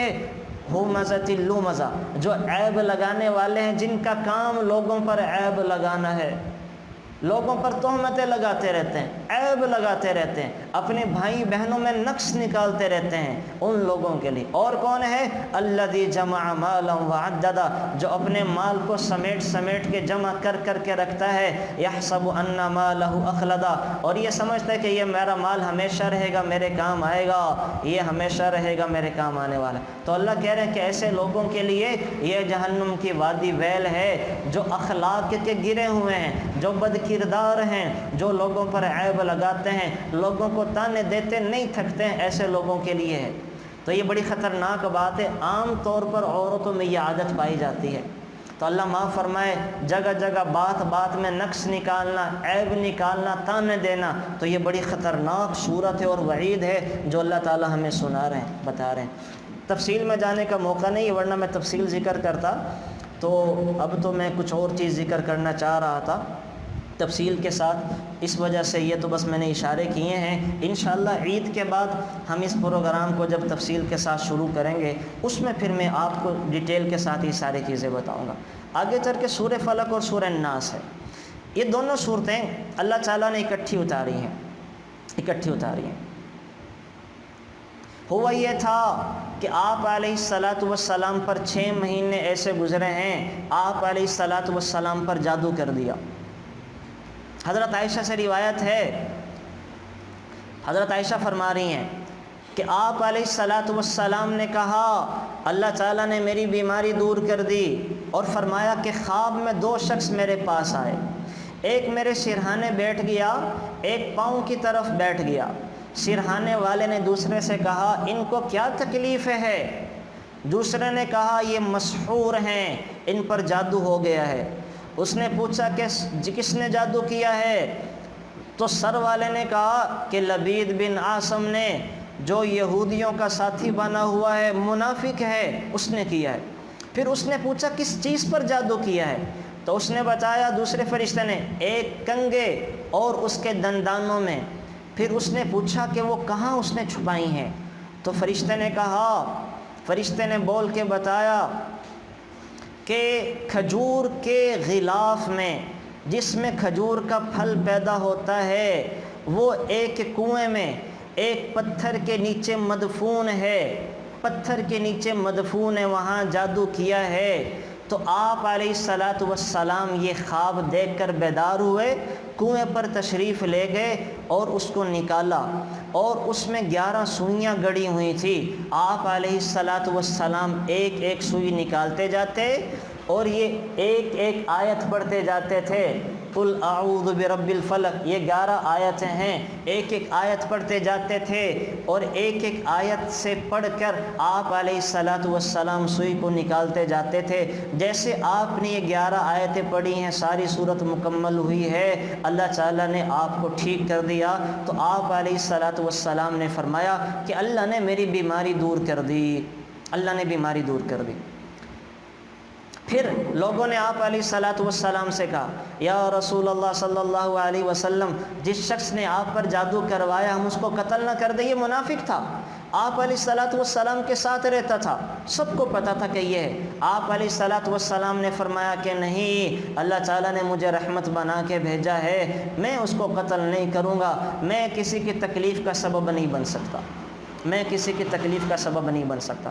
اب یہاں پہ 2 چیزیں آپ سمجھیں کہ جادو برحق ہے، جادو برحق ہے۔ جب ایک نبی پر جادو چل سکتا ہے، روایات میں آتا ہے جس کنویں میں اس یہودی نے جادو کیا تھا، کنویں کا پانی کالا سیاہ ہو چکا تھا، پانی کی رنگت بدل چکی تھی، بالکل سیاہ رنگت اس کی ہو چکی تھی، اتنا خطرناک جادو کیا ہوا تھا آپ علیہ الصلوۃ والسلام کو معاذ اللہ ہلاک کرنے کے لیے۔ لیکن میرے نبی پر اس جادو کا اثر یہ ہوا، حضرت عائشہ فرماتی ہیں کہ آپ کوئی کام کر لیتے تھے، آپ کو لگتا تھا کہ میں نے نہیں کیا، یا آپ کوئی کام نہیں کیا وہ ہوتا تھا تو کبھی کبھی محسوس ہوتا تھا کہ میں نے یہ کام کر لیا ہے۔ اتنا آپ پر جادو کا اثر ہوا، اس سے زیادہ آپ پر جادو کا اثر نہیں ہوا، لیکن اتنا بھی چل گیا۔ تو یہاں پر ایک تو بات یہ پتہ چلی کہ جادو برحق ہے، جادو ہو جاتا ہے، جادو چل جاتا ہے، کسی پہ بھی ہو جاتا ہے۔ اور ایک بات یہ پھر یہاں پہ پتہ چلی، اچھا جادو کی بہت ساری قسمیں، اللہ معاف فرمائے، کسی کو ہلاک کرنے کے لیے بھی ہوتا ہے، کسی کے مال کو نقصان کرنے کے لیے ہوتا ہے، کسی کی صحت کو بگاڑنے کے لیے بھی جادو کیا جاتا ہے، اللہ معاف فرمائے کسی کی اولاد کو نقصان پہنچانے کے لیے بھی جادو کیا جاتا ہے۔ جادو کی بے شمار قسمیں ہوتی ہیں، بے شمار قسم کا جادو کیا جاتا ہے، اور جادو کی بے شمار قسمیں ہیں۔ تو آپ علیہ الصلوۃ والسلام پر جادو ہوا، اللہ تعالیٰ نے اس کا حل بھی بتا دیا۔ آپ علیہ الصلوۃ والسلام نے فرمایا کوئی بیماری ایسی نہیں ہے لیس لہ داء الا دواء، کہ اللہ تعالیٰ نے جس کا علاج اور جس کا حل زمین پر نہ اتارا ہو۔ اگر نیچے جگہ نہیں ہے تو اوپر ان کو لے جائیں، اوپر بٹھا لیں۔ تو اللہ تعالیٰ نے جادو کا علاج بھی اتارا، لیکن یاد رکھیں یہ جادو کروانے والا کافر ہو جاتا ہے، دائرہ ایمان سے خارج ہو جاتا ہے، سزائیں بڑی سخت ہیں، سزائیں بھی سن لیں۔ احادیث مبارکہ میں آتا جس نے کسی پر جادو کروایا دائرہ ایمان سے خارج ہو گیا، کفر ہے جادو کروانا، کسی کو نقصان پہنچانا۔ اور دوسری سزا جادو کروانے والے پر خود بسا اوقات پلٹ جاتا ہے، جو دوسروں کی تباہی بربادی ہلاکت کے لیے گڑھا کھودتا ہے نا، عام طور پر وہ خود اس کے اندر مبتلا ہو جاتا ہے، وہ ان کے بچے ان کا کاروبار تباہ و برباد ہو جاتا ہے، پریشانیاں ڈیرا ڈال دیتی ہیں، سکون میں نہیں رہتے۔ اور کالے علم والوں کے پاس جا کر تو کسی عمل کا کروانا بھی جائز نہیں ہے، ہاں روحانی علاج کروائیں، قرآن کریم کے ذریعے، آیات کے ذریعے، احادیث مبارکہ میں میرے نبی نے بے شمار علاج بتائیں، اس کے ذریعے اپنا علاج کروائیں۔ تو کالے علم والوں کے پاس جانا بھی جائز نہیں ہے، علاج کروانا بھی جائز نہیں ہے، کہ وہ کفریہ شرکیہ اعمال بتاتے ہیں۔ اور آپ کو عجیب بات بتاؤں، عبداللہ بن مسعود رضی اللہ تعالیٰ عنہ کتنے بڑے درجے کے صحابی ہیں، عبداللہ بن مسعود، ان کی بیوی پر شیطان نے کیا کیا، شیطان ان کی بیوی کے پاس آتا اور پیٹ کے پاس سے گوشت پکڑ کے وہ کاٹتا، جس سے ان کی بیوی کو لگتا کہ مجھے درد ہو گیا ہے اور میں درد میں تڑپتی ہوں، کرتا شیطان تھا۔ اور شیطان نے ان کی بیوی کے ذہن میں یہ وسوسہ ڈالا کہ ایک مشرک ہے، وہ بڑا ماہر ہے، کالے جادو کا علم رکھتا ہے، اس کے پاس چلی جاؤ، وہاں جا کے تمہارا علاج ہو جائے گا۔ یہ وہاں پر گئیں، اس نے منتر شنتر کچھ پڑھا، وہ ٹھیک ہو گئی۔ آ کر اپنے خاوند سے جو عبداللہ بن مسعود ہیں کہنے لگیں کہ میں اس بیماری میں مبتلا تھی، پیٹ درد کا مسئلہ تھا، ٹھیک ہی نہیں ہوتا تھا، اور فلانے عامل کے پاس گئی جو کہ مشرک ہے، اس نے مجھ پر منتر کیا، میں ٹھیک ہو گئی۔ عبداللہ بن مسعود نے انا للہ پڑھی، فرمایا اللہ کی بندی، یہ شیطان نے تجھے پکڑ کر تجھ پر وار کیا ہوا تھا، اور وہ مروڑتا رہتا تھا، اور وہ تجھے اس عامل کے پاس لے کر گیا کہ تو گناہ کے اندر مبتلا ہو اور اللہ کے ساتھ کسی اور کو شریک ٹھہرائے۔ تو شیطان یہ حرکتیں بھی کرتا ہے۔ ان سب چیزوں کا علاج کیا ہے؟ ان سب چیزوں کا علاج یہ معوذتین ہے۔ آپ علیہ الصلوۃ والسلام کی عادت مبارکہ تھی کہ آپ علیہ الصلوۃ والسلام ہمیشہ ہر نماز کے بعد بھی فلق ناس پڑھا کرتے تھے۔ امی عائشہ فرماتی ہیں کہ آپ علیہ الصلوۃ والسلام جب کوئی بیماری ہوتی، آپ علیہ الصلوۃ والسلام یہ صورتیں اپنے ہاتھوں پر پڑھ کر دم کرتے اور سارے بدن پر پھیر لیا کرتے تھے، یہاں تک جب آپ علیہ الصلوۃ والسلام دنیا سے پردہ فرمانے لگے تو امی امی عائشہ کہتی ہیں کہ آپ علیہ الصلاۃ والسلام تو پڑھ نہیں پا رہے تھے، میں یہ صورتیں پڑھ کر آپ علیہ الصلاۃ والسلام کے ہاتھوں پر دم کرتی اور آپ علیہ الصلاۃ والسلام کے ہاتھ پکڑ کر آپ کے بدن پر پھیر دیا کرتی تھی۔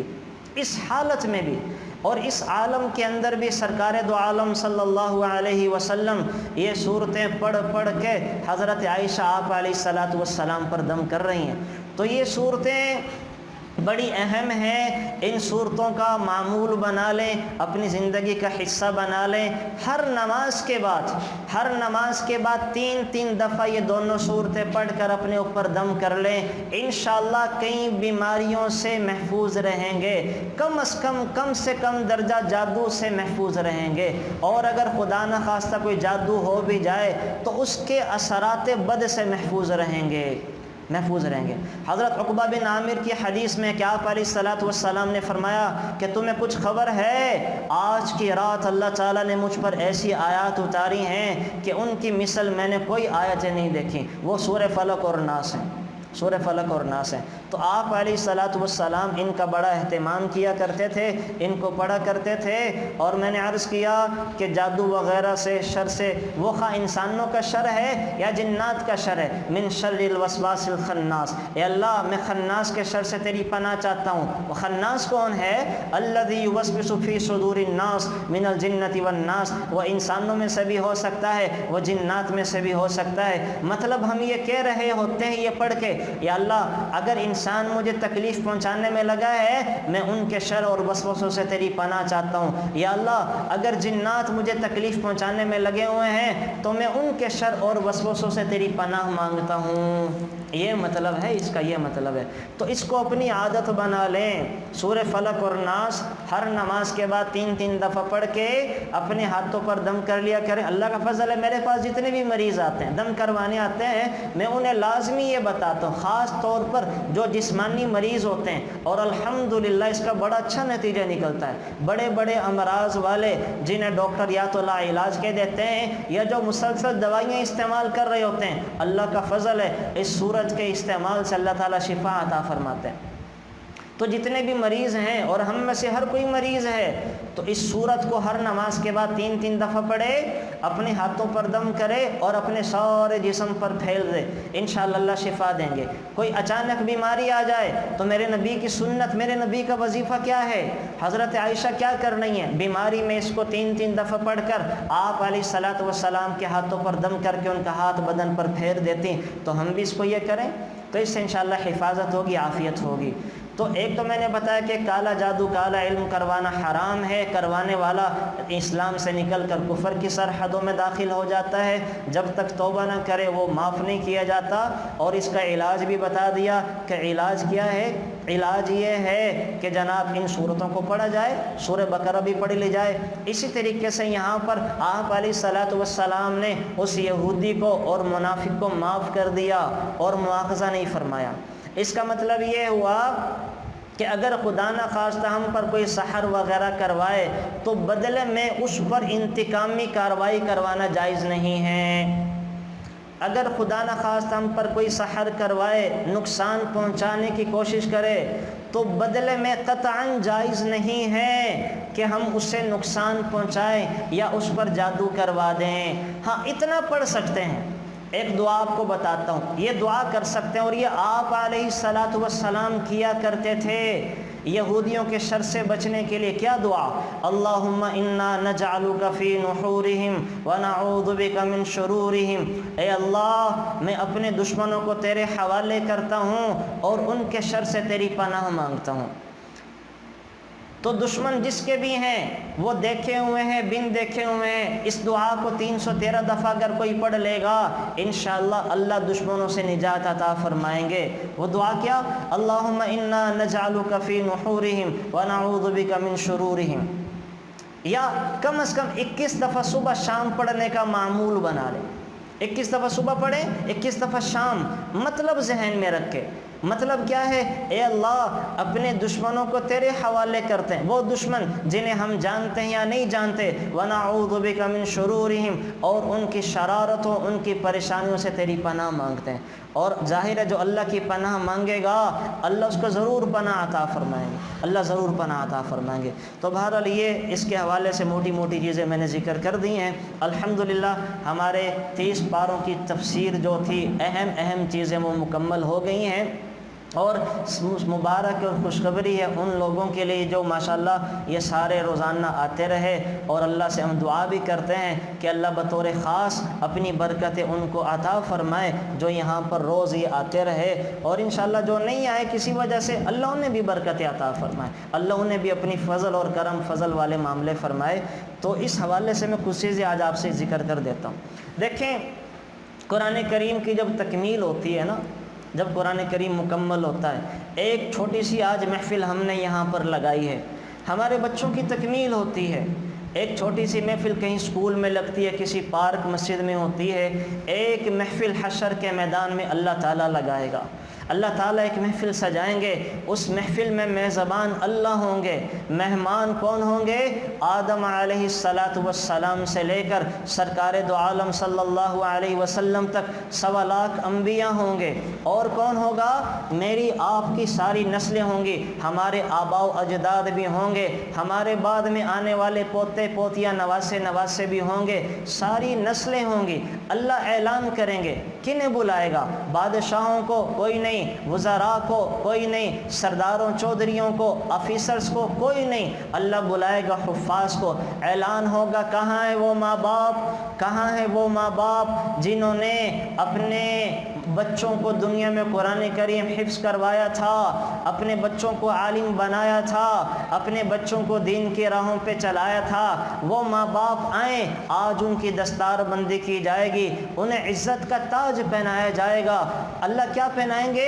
آپ علیہ السلام نے فرمایا اللہ ان کے سروں پر ایسا تاج رکھے گا جس کی روشنی سورج سے بھی زیادہ ہوگی، سورج سے زیادہ روشنی ہوگی، سورج سے زیادہ روشنی ہوگی۔ اللہ عزت کا تاج پہنائیں گے، عزت کا تاج پہنائیں گے۔ اور اللہ کیا کہے گا؟ حفاظ سے، علماء سے اللہ کہے گا اقرا ورتقی ورتل کما کنت ترتل، اے میرے بندے پڑھتا جا، جنت کی سیڑھیوں پہ چڑھتا جا، جیسے تو دنیا کے اندر ٹھہر ٹھہر کے پڑھا کرتا تھا، آج بھی ٹھہر ٹھہر کے پڑھ اور جنت کی منزلوں پہ چڑھتا جا، جہاں جا کر تیری آخری آیت ختم ہوگی جنت میں وہ تیرا ٹھکانہ ہوگا۔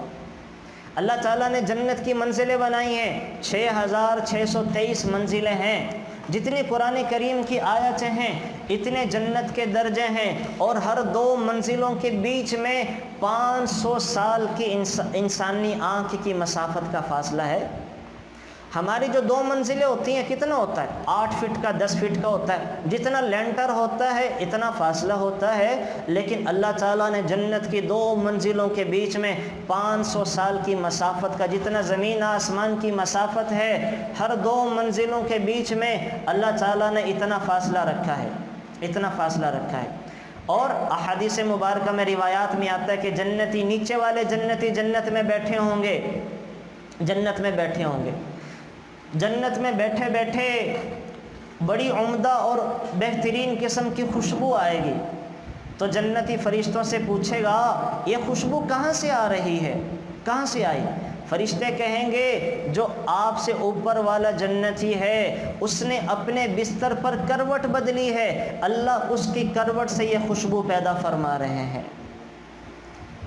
وہ فرشتے سے حیران ہو کے پوچھے گا اس نے کیا کیا تھا جو اس کو اتنی اعلیٰ جنت ملی کہ اس کی کروٹ سے یہ خوشبوئیں پیدا ہو رہی ہیں جو ہماری جنت میں بھی نہیں ہے؟ وہ حیران ہو کے پوچھے گا کیا کیا تھا اس نے، کیا کیا تھا؟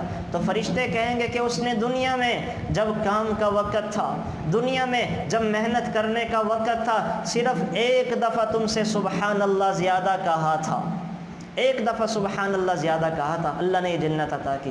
تو ایک ایک نمبر کی بھی بڑی قیمت ہوتی ہے۔ آپ دیکھتے نہیں ہیں ایک بچہ بچی ایک نمبر سے انٹری ٹیسٹ میں نکل جاتے ہیں اور ایک نمبر سے رہ جاتے ہیں، CSS کے امتحان میں 1 نمبر سے بچہ آفیسر بن جاتا ہے، 1 نمبر سے رہ جاتا ہے۔ تو دنیا میں ایک ایک نیکی کے اللہ کے ہاں بڑی قیمت ہے، کسی نیکی کو ضائع نہ کیا کریں، کسی نیکی کو حقیر نہ سمجھا کریں۔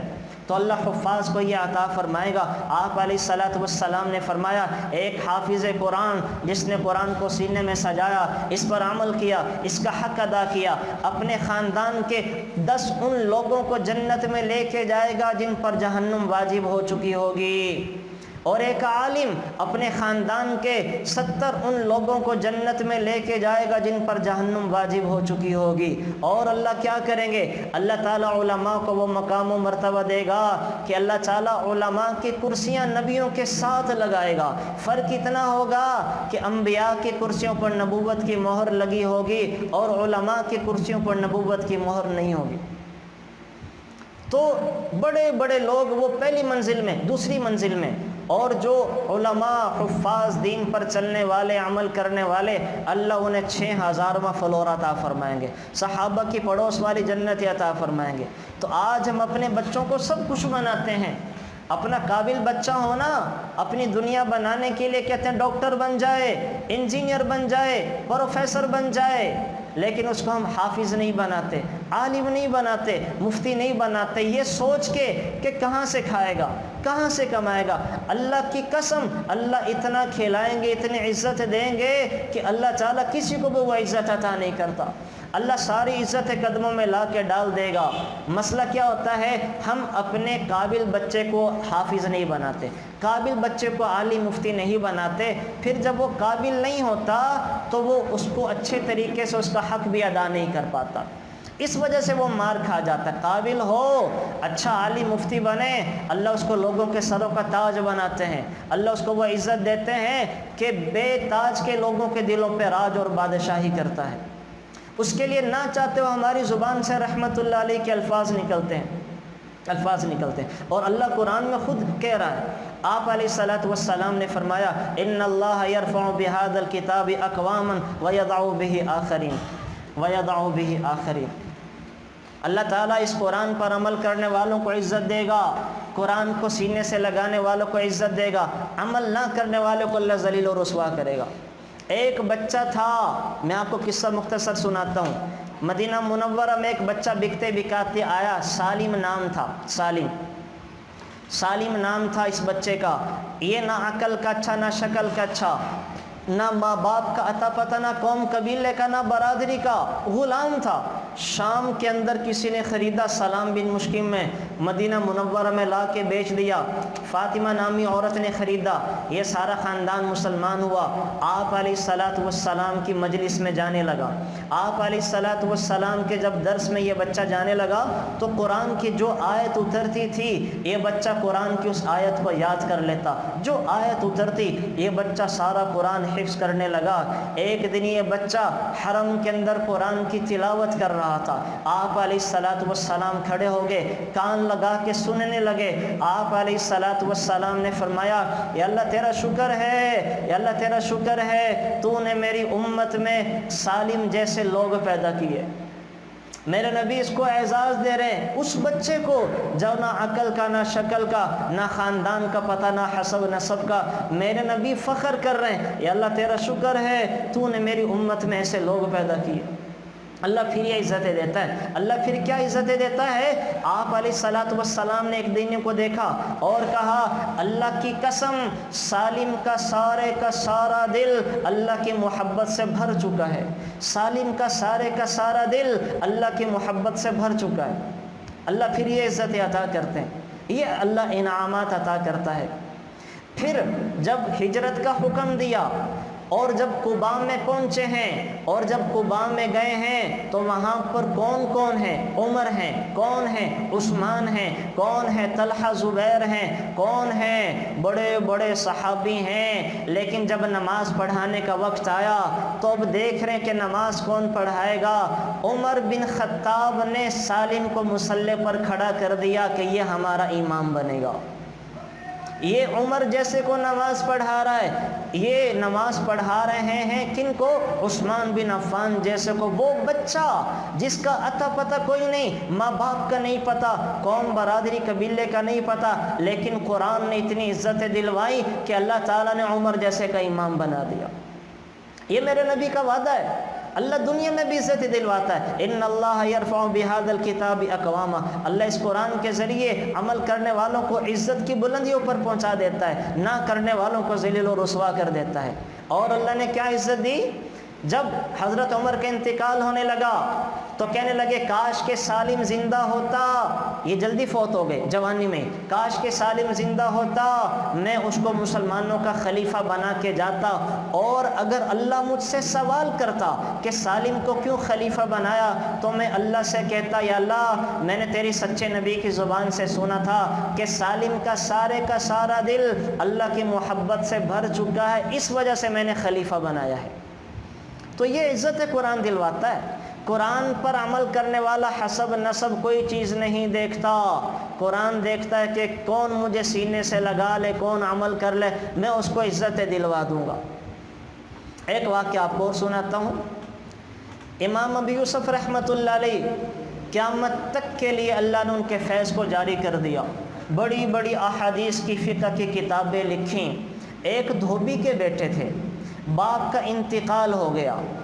آپ کو بتا رہا ہوں کہ اپنے بچوں کو اگر عالم بنائیں گے، صحیح والا عالم، قربانیاں دے کر جو عالم بنے، صحیح والا عالم، اللہ کیا نوازے گا، اللہ کی قسم اللہ دنیا میں بھی نوازے گا۔ دنیا میں الحمدللہ دیکھیں اللہ تعالیٰ نے اتنے مزے اور اتنا چین سکون رکھا ہوتا ہے، تحدیث بن نعمت کے طور پہ ذکر کر رہا ہوں۔ میں الحمدللہ میں نے مدرسے میں بھی پڑھا، عربی میں اسپیشلائزیشن بھی کیا، میں نے اسکول میں بھی پڑھا، اور میں نے اسکول میں بھی بڑے اچھے نمبر لیے، میں الحمدللہ ٹاپرز میں رہا، پنجاب یونیورسٹی سے ایم فل، اور پھر میں آئی ٹی یو میں پروفیسر بھی لگ گیا، ایک اچھی یونیورسٹی میں جو پاکستان کی آئی ٹی کی سب سے اچھی یونیورسٹی یارفا جو ٹاور ہے۔ میں نے اپنے اختیار اور مرضی سے یونیورسٹی چھوڑ دی۔ کیوں؟ کہ ہمارے لیے ہماری نظروں میں یہ دین کے کام زیادہ اہم ہے، اور وہاں کتنی تنخواہ تھی، ہزاروں میں نہیں لاکھوں میں تنخواہ دیتے ہیں وہ لوگ۔ الحمدللہ علماء تو وہ ہوتے ہیں جو اپنے اختیار سے یہ پیسہ چھوڑتے ہیں اور دین کے کام میں لگے رہتے ہیں۔ جب اس طرح دین کے کام میں لگیں گے، اللہ کی قسم اللہ ساری عزت آپ کے قدموں میں لا کے ڈالے گا۔ یہ میں اس وجہ سے بتا رہا ہوں کہ اپنے بچوں کو عالم بنانا ہے، حافظ بنانا ہے، تو ان کو پھر اس لائن پہ چلانے کی ترغیب دیں، ان کو صحیح والا عالم بنائیں، قربانیاں دے کر پڑھنے والا، اور پھر آگے اپنی زندگی کو بڑھانے والا۔ تو الحمدللہ ہم تو مدرسوں کے لوگ ہیں، ہمیں یونیورسٹیوں میں جا کے پڑھانا ہاں فائدہ ہوتا ہے، لیکن اپنی جگہوں پر بیٹھ کر لوگوں کے کام آنا یہ بہت بڑا فائدہ ہے۔ اپنی جگہوں پر بیٹھ کر لوگوں کے مسائل حل کرنا یہ اس سے بڑا فائدہ ہے۔ اپنی جگہوں پر بیٹھ کر لوگوں کو اللہ کے نبی کا تعارف کروانا یہ اس سے بڑا فائدہ ہے۔ اس فائدے کے حصول کے لیے الحمدللہ علماء وہ پیسوں والا فائدے کو قربان کر دیتے ہیں، وہ تھوڑے پہ گزارا کرتے ہیں، وہ چھوٹی چیزوں پہ گزارا کر لیتے ہیں، لیکن ان چیزوں کی ان کے ہاں کوئی اہمیت نہیں ہوتی۔ تو ابو یوسف یہ آپ کو اس وجہ سے بتا رہا ہوں کہ تاکہ آپ اپنے بچوں کو علماء بنائیں، یہ بات ذہن سے نکال دیں کہ وہ کھائیں گے پئیں گے کہاں سے، اللہ اتنے مزے کروائے گا کہ نسلیں یاد رکھیں گی۔ امام ابو یوسف رحمۃ اللہ علیہ دھوبی کے بیٹے، دھوبی کے باپ کا انتقال ہو گیا، ماں دھوبی کے پاس چھوڑ کر آئی۔ یہ دھوبی کے پاس جاتے ایک دو دن گئے، راستے امام اعظم ابو حنیفہ کے درس لگتا تھا، یہ وہاں جا کر بیٹھ گئے، سیکھتے رہتے۔ ابو حنیفہ کو بھی پتہ چلا کہ بچہ بڑا قابل ہے، قیمتی ہے، اور اسے پڑھانا ہے۔ ماں روزانہ پوچھتی بیٹے پیسے نہیں لے کر آئے؟ یہ کہتے پیسے کوئی نہیں ملے، جمع ہو رہے ہیں۔ ماں پھر پوچھتی بیٹا پیسے نہیں لے کر آیا؟ یہ کہتے اماں جان پیسے کوئی نہیں ملے، سب جمع ہو رہے ہیں۔ ماں کو بڑا غصہ آیا کہ دھوبی کیا کرتا ہے، اس کو پیسے کیوں نہیں دیتا؟ ماں ان کے پیچھے دھوبی کے پاس چلی گئی کہ بھئی میرے بیٹے کو پیسے کیوں نہیں دیتے ہو؟ دھوبی کہنے لگا وہ آئے گا تو پیسے دوں گا نا۔ تو ماں نے کہا آتا نہیں ہے؟ کہا نہیں وہ تو نہیں آتا تمہارا بیٹا۔ ماں بڑی پریشان، کہاں چلا جاتا ہے؟ ماں نے تلاش کیا تو جا کے دیکھا کہ ابو حنیفہ کے مجلس میں درس میں بیٹھا ہوا ہے۔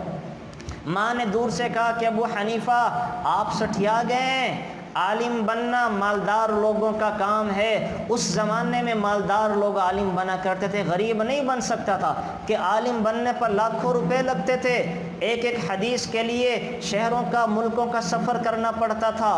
تو بڑھیا کہنے لگی کہ ابو حنیفہ آپ سٹھیا گئے، میرے بچے کو کہاں لگا دیا، اس کو دھوبی بننے دیں، کچھ پیسے تو لے کر آئے گا، عالم بننا تو مالداروں کا کام ہے، اس کے پاس تو پیسے کھانے کو نہیں ہے۔ ابو حنیفہ نے کہا اماں تو سٹھیا گئی ہے، ایک دن آئے گا تیرا یہ بیٹا روغن پستہ کا بنا فالودہ کھایا کرے گا۔ اس زمانے میں یہ سب سے قیمتی ڈش تھی، روغن پستہ کا بنا فالودہ۔ تو ابو حنیفہ رحمۃ اللہ علیہ نے اس خاندان کا سارا خرچ اپنے ذمے لے لیا، اپنے ذمے باندھ لیا، اور بچے کو پڑھایا، یہ بچہ محنت کے ساتھ عالم بنا۔ پھر کیا ہوا، اس بچے نے جب علم حاصل کر لیا، عالم بنا، ان کی گلی میں ایک عیسائی کا گھر تھا جس نے گلی میں تجاوز کر کے اپنی دہلیز آگے کو بڑھا لی۔ جیسے ہمارے یہاں ہوتا ہے، اپنے گھروں کی دہلیزیں گلیوں میں لے آتے ہیں، گلی کا گھر کا پانی بھی گلی میں اور گھر کا کچرا بھی گلی میں۔ یاد رکھیں یہ ایذائے مسلم ہے اور یہ حرام ہے۔ اگر آپ کے گندے پانی کی وجہ سے کسی کے کپڑے خراب ہوئے، وہ قیامت کے دن مقدمہ کرے گا، یا اللہ میں تو تقریب میں جا رہا تھا، اس کے پانی کے چھینٹوں نے میرے کپڑوں کو خراب کیا، مجھے بدلہ دلوا۔ یا اللہ میں تو نماز پڑھنے جا رہا تھا، اس کے گندے پانی نے میرے کپڑے خراب کر دیے، مجھے بدلہ دلوا۔ وہاں نمازیں روزے دے کر جان چھوٹے گی، ویسے جان نہیں چھوٹے گی۔ تو ناجائز تجاوزات نہ کریں، شریعت کے خلاف کوئی کام نہ کریں، اپنے گھروں میں نکاسی کا انتظام کریں کہ گھر کا پانی گھر میں رہے، گلی میں نہ جائے، تاکہ کسی کو نقصان نہ ہو، کسی کو تکلیف نہ ہو، کوئی ہمیں گالیاں دے کر نہ جائے۔ یقین جانیں وہ گھر والے جو اپنا کچرا پانی گلی میں گراتے ہیں، لوگ ان کو گالیاں دے کر بد دعائیں دے کر جاتے ہیں، عام طور پہ برا بھلا کہ کیسے ان کو سمجھ نہیں ہے، عقل نہیں ہے، کیسے برے بدبخت لوگ ہیں، یہ کہ عام طور پہ تانے دے کے چلے جاتے ہیں۔ تو سبب کون بنا؟ وہ گھر والے بنے کہ اپنے گھروں میں پانی کے نکالنے کا انتظام نہیں کر سکے، لوگوں کو تکلیف پہنچاتے ہیں۔ تو اس عیسائی نے بھی یہ کیا ہوا تھا، گھر کی دہلیز آگے نکالی۔ اب یوسف کہنے لگے کہ اللہ کے بندے اپنی دہلیز اندر کر لو۔ اس نے تانا دے کے کہا اوئے غریب آدمی ہے، تیری یہاں سے کوئی بھگی گزرنی ہے کہ تیری سواری نہیں گزرنا جو میں اندر کو کر لوں، اندر کو کر لوں۔ اب یوسف بیچارے خاموش ہو گئے۔ ادھر ہارون رشید کا زمانہ تھا۔ ہارون رشید نے کیا کیا، وہ زبیدہ خاتون کے ساتھ بیٹھا ہوا تھا۔ یہ بادشاہ بھی عجیب حرکتیں کرتے تھے۔ ہارون نے زبیدہ خاتون کو دیکھ کر کہا اگر آج کی رات تو میری سلطنت سے باہر نہ نکل سکی تو تجھے 3 طلاقیں ہیں۔ ہارون کی سلطنت 3 بر اعظموں پر محیط تھی۔ اب کہہ تو بیٹھا، جب فتویٰ لیا تو سب علماء نے کہا کہ طلاقیں ہو گئیں، طلاقیں پڑ جائیں گی، طلاقیں ہو گئیں، کہ گھوڑا سب سے تیز رفتار سواری ہے، جہاز تو تھے نہیں، اور گھوڑے پر بیٹھ کر یہ آج کی رات تمہاری سلطنت سے نہیں نکل سکتی، کہ بغداد سے ہندوستان میں اس کی سلطنت تھی۔ تو سب نے فتویٰ دے کہ طلاق ہو گئی۔ مجلس میں کسی نے کہا ابو حنیفہ کے شاگرد کو بلاؤ، وہ اس مسئلے کو حل کرے گا، وہ اس مسئلے کو حل کرے گا۔ دیکھیں اللہ بھی تدبیر کر رہا ہوتا ہے نا۔ اب یوسف کی ماں نے تو عالم بنا دیا، یہ پڑھ لکھ گیا، اوپر والا بھی تو دیکھ رہا ہے، وہ بھی تو دیکھ رہا ہے کس نے قربانیاں دی ہیں، کس ماں باپ نے بچوں کے لیے قربانیاں دے کر پڑھایا ہے، وہ بھی دیکھ، وہ بدلہ بھی دینا چاہتا ہے، دنیا میں دیتا ہے۔ تو اللہ نے اپنی تدبیر کیا چلائی، ان لوگوں کے ذہن میں ہارون کی زبان سے یہ کہلوایا کہ اپنی بیوی کو یہ الفاظ کو، یہ اللہ کروا رہا ہے تاکہ تم اس بندے تک پہنچ جاؤ جسے میں نے اب کامیاب کرنا ہے، عزتیں دینی ہے۔ تو ہارون کے کہا کہ ابو حنیفہ کے شاگرد کو تلاش کرو۔ اس کے فوجی تلاش کرنے گئے تو پتہ چلا اس محلے میں ابو حنیفہ کا ایک شاگرد ہے جس کا نام ابو یوسف ہے۔ لوگ اس کو پکڑ کے لے آئے، دربار کے اندر سناٹا چھایا ہوا ہے، لوگ پریشان ہیں۔ ابو یوسف نے پوچھا بادشاہ سلامت کیوں پریشان ہیں؟ بادشاہ نے کہا پریشان کیوں نہ ہو، میری بیوی کو 3 طلاقیں ہو گئی ہیں۔ کہا کیوں؟ کہا میں نے بیوی سے کہہ دیا اگر تو میری سلطنت سے نہ نکلی تجھے 3 طلاقیں ہیں، میری سلطنت تو 3 بر اعظموں پر ہے، آج میری محبوب بیوی مجھ سے الگ ہو جائے گی۔ تو ابو یوسف کہنے لگے یہ تو مسئلہ ہی کوئی نہیں ہے، پریشانی والی بات ہی کوئی نہیں ہے۔ کہا کیوں؟ کہا ایسا کرو زبیدہ خاتون کو رات مسجد میں گزرواؤ کہ اللہ تعالیٰ قرآن کریم میں فرما رہے ہیں کہ میں بندوں کو اپنی جگہ کا زمین کا وارث بناتا ہوں لیکن مسجد کا میں کسی کو وارث نہیں بناتا. مسجد میری ملکیت ہے, مسجد کسی کی ملکیت میں نہیں جاتی. ہوگا ہارون 3 بر اعظموں کا بادشاہ, ہوگی ہارون کی حکومت دریاؤں پر سمندروں پر, لیکن مسجد کسی کی ملکیت نہیں ہے. وَأَنَّ الْمَسَاجِدَ لِلَّهِ, مسجد خاص اللہ کی ملکیت ہے, ہارون کی نہیں ہے. جب لوگوں نے یہ جواب سنا, بہترین استدلال, تو سب نے کہا کہ ہاں زبیدہ خاتون رات مسجد میں گزارے طلاق سے بچ جائے گی, طلاق سے بچ جائے گی کہ مسجد اللہ کی ملکیت ہے, انسانوں کی نہیں ہے. جب ہارون نے یہ سنا کہ علماء نے بھی اتفاق کر لیا, بڑا خوش ہوا, تو ہارون نے اعلان کیا اس لڑکے کو, ابو یوسف کو میرے 3 بر اعظموں کا چیف جسٹس بنا دیا جائے, قاضی القضات. اور کیا کہا, ابو یوسف کو کہا کہ میری ذاتی بھگی میں بٹھا کے ان کو ان کے گھر چھوڑا جائے. اب بادشاہ کی بھگی میں 85 لوگ آگے چلتے تھے, 85 پیچھے, خوبصورت قیمتی گھوڑے. بادشاہ کی بھگی میں بیٹھ کے جب ابو یوسف جا رہے ہیں, دھوبی کا بیٹا, یہ جب جا رہا ہے تو راستے میں لوگ دائیں بائیں کیا کر رہے ہیں, ان کو سلامیاں دے رہے ہیں. اور جب یہ اپنے محلے میں پہنچے ہیں تو وہاں پر بھی سارے محلے والے نکل آئے کہ بادشاہ کی بھگی ہمارے محلے میں, بادشاہ کی سواری ہماری گلی میں. تو وہ جو تھا نا, وہ عیسائی جو ان کو تانا دیتا تھا کہ تیری بھگی گزرنی ہے, وہ بھی کھڑا ہوا تھا وہاں پہ دیکھنے کے لیے کہ یہ بادشاہ کی سواری آ گئی. تو ابو یوسف رحمۃ اللہ علیہ نے اپنی بھگی کا پردہ اٹھا کے کہا, اللہ کے بندے اب تو میری سواری آ گئی, اب تو اپنی دہلیز اندر کو کر لو. اللہ پھر یہ عزتیں دیتا ہے. ان کو ساری دنیا کا چیف جسٹس بنا دیا, اتنا بڑا آدمی بنا دیا. اور ایک دن ہارون کے ساتھ بیٹھ کے کھانا کھا رہے تھے تو بعد میں کوئی بڑی مزیدار سویٹ ڈش آئی. یہ ہارون رشید بھی کھا رہا ہے, ابو یوسف نے بھی جب کھانا شروع کی تو بڑی تعریف کی اور کہا بادشاہ سلامت یہ کیا ہے. ہارون کہنے لگا یہ روغن پستہ کا بنا فالودہ ہے جو ہمیں بھی کبھی کبھی ملتا ہے. ابو یوسف ہنس پڑے. بادشاہ نے کہا کیوں ہنس رہے ہو؟ ابو یوسف کہنے لگے کہ اس وجہ سے ہنس رہا ہوں کہ رحم اللہ ابا حنیفہ, مجھے اپنے استاد ابو حنیفہ کی بات یاد آ گئی. انہوں نے میری ماں سے میرے بچپن میں کہا تھا ایک دن آئے گا تمہارا یہ بیٹا روغن پستہ کا بنا فالودہ کھایا کرے گا. آج اللہ نے مجھے روغن پستہ کا بنا فالودہ بھی کھلا دیا. یہ کیا ہے؟ یہ اللہ کا وعدہ, ان اللہ یرفع بہذا الکتاب اقواما ویضع بہ آخرین. اللہ تعالیٰ اس قرآن کے ذریعے لوگوں کو عزت دے گا, نہ پڑھنے والوں کو عمل کرنے والوں کو ذلیل کر دے گا. تو میری آپ سے گزارش ہے, اپنے خاندان کی کریم قابل بچے کو عالم بنائیں. وہ بچہ جب عالم بنے گا نہ دبے گا, نہ بکے گا, نہ جھکے گا, سارے خاندان کا نام دنیا میں بھی عزت سے روشن کروائے گا. اور حشر کے میدان میں تو انشاءاللہ وہ مزے کروائے گا, وہ مزے کروائے گا کہ کسی اور کے وہ مزے ہو ہی نہیں سکتے. اللہ اس کو جو جنت دے گا اس کے ماں باپ کو بھی اس کی جنت میں لے جائے گا. ماں باپ اپنے عمل کی وجہ سے 5ویں درجے کے حقدار ہوں گے, لیکن جن ماں باپ نے اپنے بچوں کو حافظ عالم بنایا, اللہ تعالیٰ بیٹے کے عمل کی وجہ سے, بیٹیوں کے عمل کی وجہ سے ماں باپ کو بھی 6000 میں فلور میں لے جائے گا. اتنے مزے ہوں گے.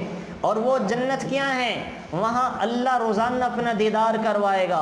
وہاں عورتیں حضرت عائشہ حضرت فاطمہ کی پڑوسی ہوں گی, وہاں مرد وہ آپ علیہ الصلاۃ والسلام کے پڑوسی ہوں گے, وہاں آپ علیہ الصلاۃ والسلام کی بیٹھک اور مجلس نصیب ہوا کریں. یہ وہ اونچی اور اعلیٰ شان جنت ہیں. تو اللہ یہ مزے کروائے گا. تو ایک تو میری گزارش یہ ہے کہ آپ ماشاءاللہ ایک اچھا مجمع ہے, اچھے گھروں سے ہیں, نیت کریں کہ اپنے بچوں کو ہم عالم بنائیں گے, مفتی بنائیں گے, لیکن محنت کے ساتھ, خانہ پوری والا نہیں, برکت والا نہیں, ذمہ داری والا, کہ یہ اپنے ملک کے لیے کام کرے, مسلمانوں کے لیے کام کرے, اسلام کے لیے کام کرے, یہ اللہ کے بندوں کو اللہ کے ساتھ جوڑنے کا کام کرے. ان چیزوں میں ذہن کو رکھ کے عالم بنانا ہے. پھر ایک مختصر سی چیز اور ذکر کرتا ہوں, پھر دعا کر لیتے ہیں. وہ یہ ہے کہ ہر چیز کے حقوق ہیں, ہر چیز کے حقوق ہیں. اللہ تعالیٰ نے ہر چیز کا حق, ماں باپ کا حق ہے, اولاد کا حق ہے, میاں بیوی کا حق ہے, رشتہ داروں کا حق ہے, پڑوسیوں کا حق ہے, دوستوں کا حق ہے. اللہ کے نبی کا حق ہے، اللہ کا حق ہے۔ اسی طرح سے اللہ تعالیٰ نے قرآن کریم کے بھی 5 حقوق بتائے ہیں۔ یہ بات آپ نے یاد رکھنی ہے، ہمیں یہ حقوق ادا کرنے پڑیں گے، کریں گے تو جان چھوٹے گی، نہیں کریں گے تو جان چھوٹنے والی نہیں ہے۔ وہ 5 حقوق کیا ہیں؟ نمبر 1، قرآن کریم پر ایمان لانا قرآن کریم کا حق ہے۔ نمبر 2، قرآن کریم کو پڑھنا قرآن کریم کا حق ہے۔ نمبر 3، قرآن کریم کو سمجھنا قرآن کریم کا حق ہے۔ نمبر 4، قرآن کریم پر عمل کرنا قرآن کریم کا حق ہے۔ نمبر 5، قرآن کریم کو آگے دوسروں تک پہنچانا یہ قرآن کریم کا حق ہے۔ اب میں اور آپ دیکھیں کتنے حقوق ادا کرتے ہیں۔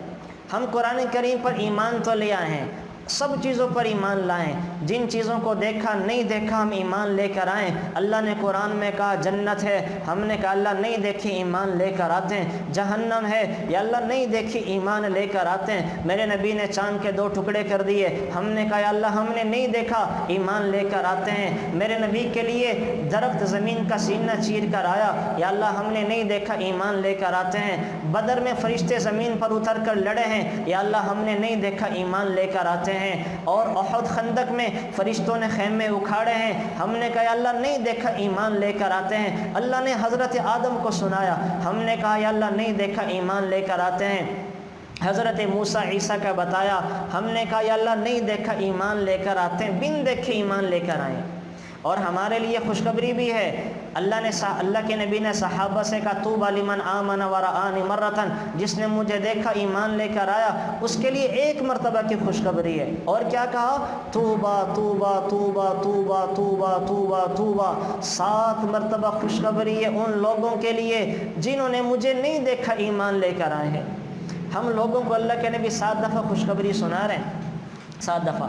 تو ایک تو قرآن پر ایمان لانا، نمبر 2 قرآن کو پڑھنا، اور صحیح پڑھنا یہ الگ سے حق ہے۔ ہم بڑی غلطیاں کرتے ہیں۔ کیا غلطیاں کرتے ہیں؟ دیکھیں آپ کو 2-3 مثالیں دیتا ہوں۔ ہم پڑھتے ہیں سورۃ الفاتحہ، الحمدللہ رب العالمین، ہا کے ساتھ مطلب ہے تمام تعریفیں اللہ کے لیے ہیں۔ اور اگر کسی نے پڑھا الحمدللہ ہا کے ساتھ لاہوری ہا، مطلب بنے گا تمام اموات اللہ کے لیے ہیں، اللہ ہی مرے گا اور کوئی نہیں مرے گا۔ کتنا مطلب بگڑ گیا۔ اور ہم میں سے عورتیں بھی پڑھتی ہیں، مرد بھی، الحمدللہ، مطلب بگڑ گیا۔ اچھا کسی نے پڑھا آگے چل کے قل یا ایھا الکافرون لا اعبد ما تعبدون، لام کے بعد الف ہے، مطلب الف ملایا تو صحیح ہے، کیا بنے گا؟ اے نبی جی کافروں سے کہہ دیجئے جن بتوں کی تم عبادت کرتے ہو میں اللہ کے نبی ان بتوں کی عبادت نہیں کرتا، مطلب ٹھیک ہے۔ لیکن اگر کسی نے پڑھا قل یا ایھا الکافرون لا اعبد ما تعبدون، اے نبی جی کافروں سے کہہ دیجئے، لام کے بعد الف نہیں پڑھا، لمبا نہیں کیا، مطلب بنے گا نبی جی کافروں سے کہہ دیجئے جن بتوں کی تم عبادت کرتے ہو میں اللہ کے نبی بھی انہی بتوں کی عبادت کرتا ہوں۔ کلمہ شرک بول دیا، قاف کے بجائے کاف پڑھ دیا، قاف کے بجائے کاف پڑھا، فرق نہیں کیا۔ کیا پڑھا؟ نزل علی قلبک، قاف کا مطلب ہے ہم نے قرآن کو آپ کے دل پر اتارا ہے۔ اگر کسی نے پڑھا نزل علی قلبک کاف کے ساتھ، مطلب بنے گا اے نبی جی ہم نے قرآن کو آپ کے کتے پر اتار دیا۔ کتنا مطلب بگڑ گیا، نماز ٹوٹ گئی۔ ایسے لوگوں کے بارے میں میرے نبی نے فرمایا میری امت میں بعض وہ لوگ ہوں گے جو 60 سال تک نمازیں پڑھیں گے، اللہ کے ہاں ایک نماز بھی قبول نہیں ہوگی، منہ پہ دے کے مار دی جاتی ہے۔ یا رسول اللہ کیوں؟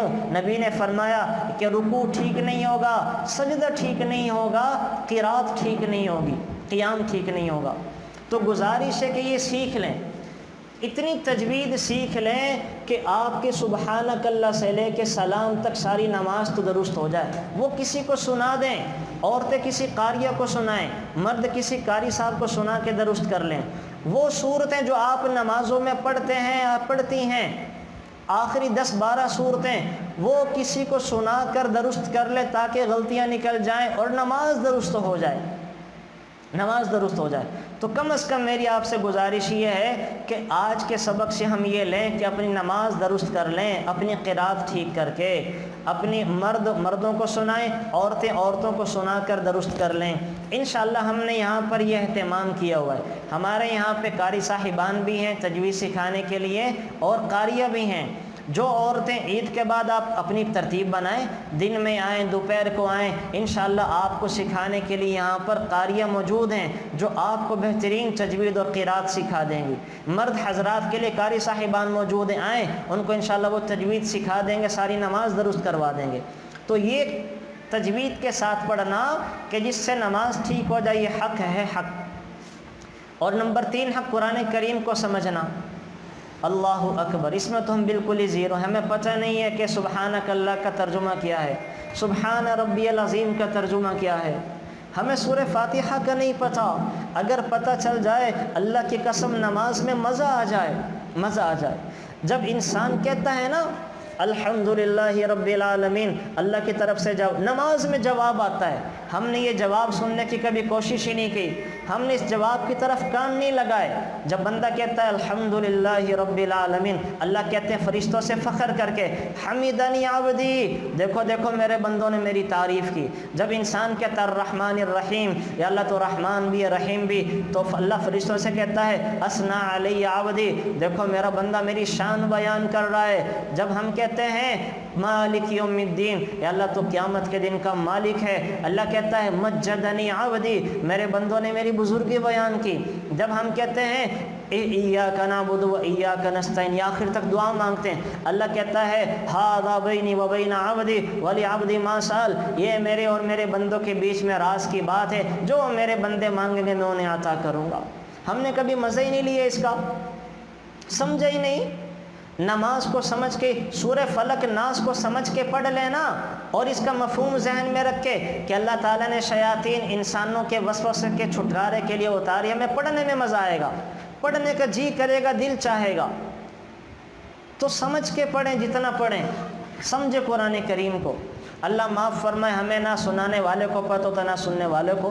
اگر قرآن سمجھ کے پڑھیں گے تو روزانہ جو تلاوت کریں گے قرآن روکے گا کہ آپ نے بی صبح تلاوت کی تھی، غیبت کے اللہ نے منع کیا تھا غیبت نہ کرو، قرآن آ کے روکے گا۔ چغلی کرنے لگیں گے، قرآن آ کے روکے گا کہ صبح تلاوت کی تھی چغلی نہ کرو۔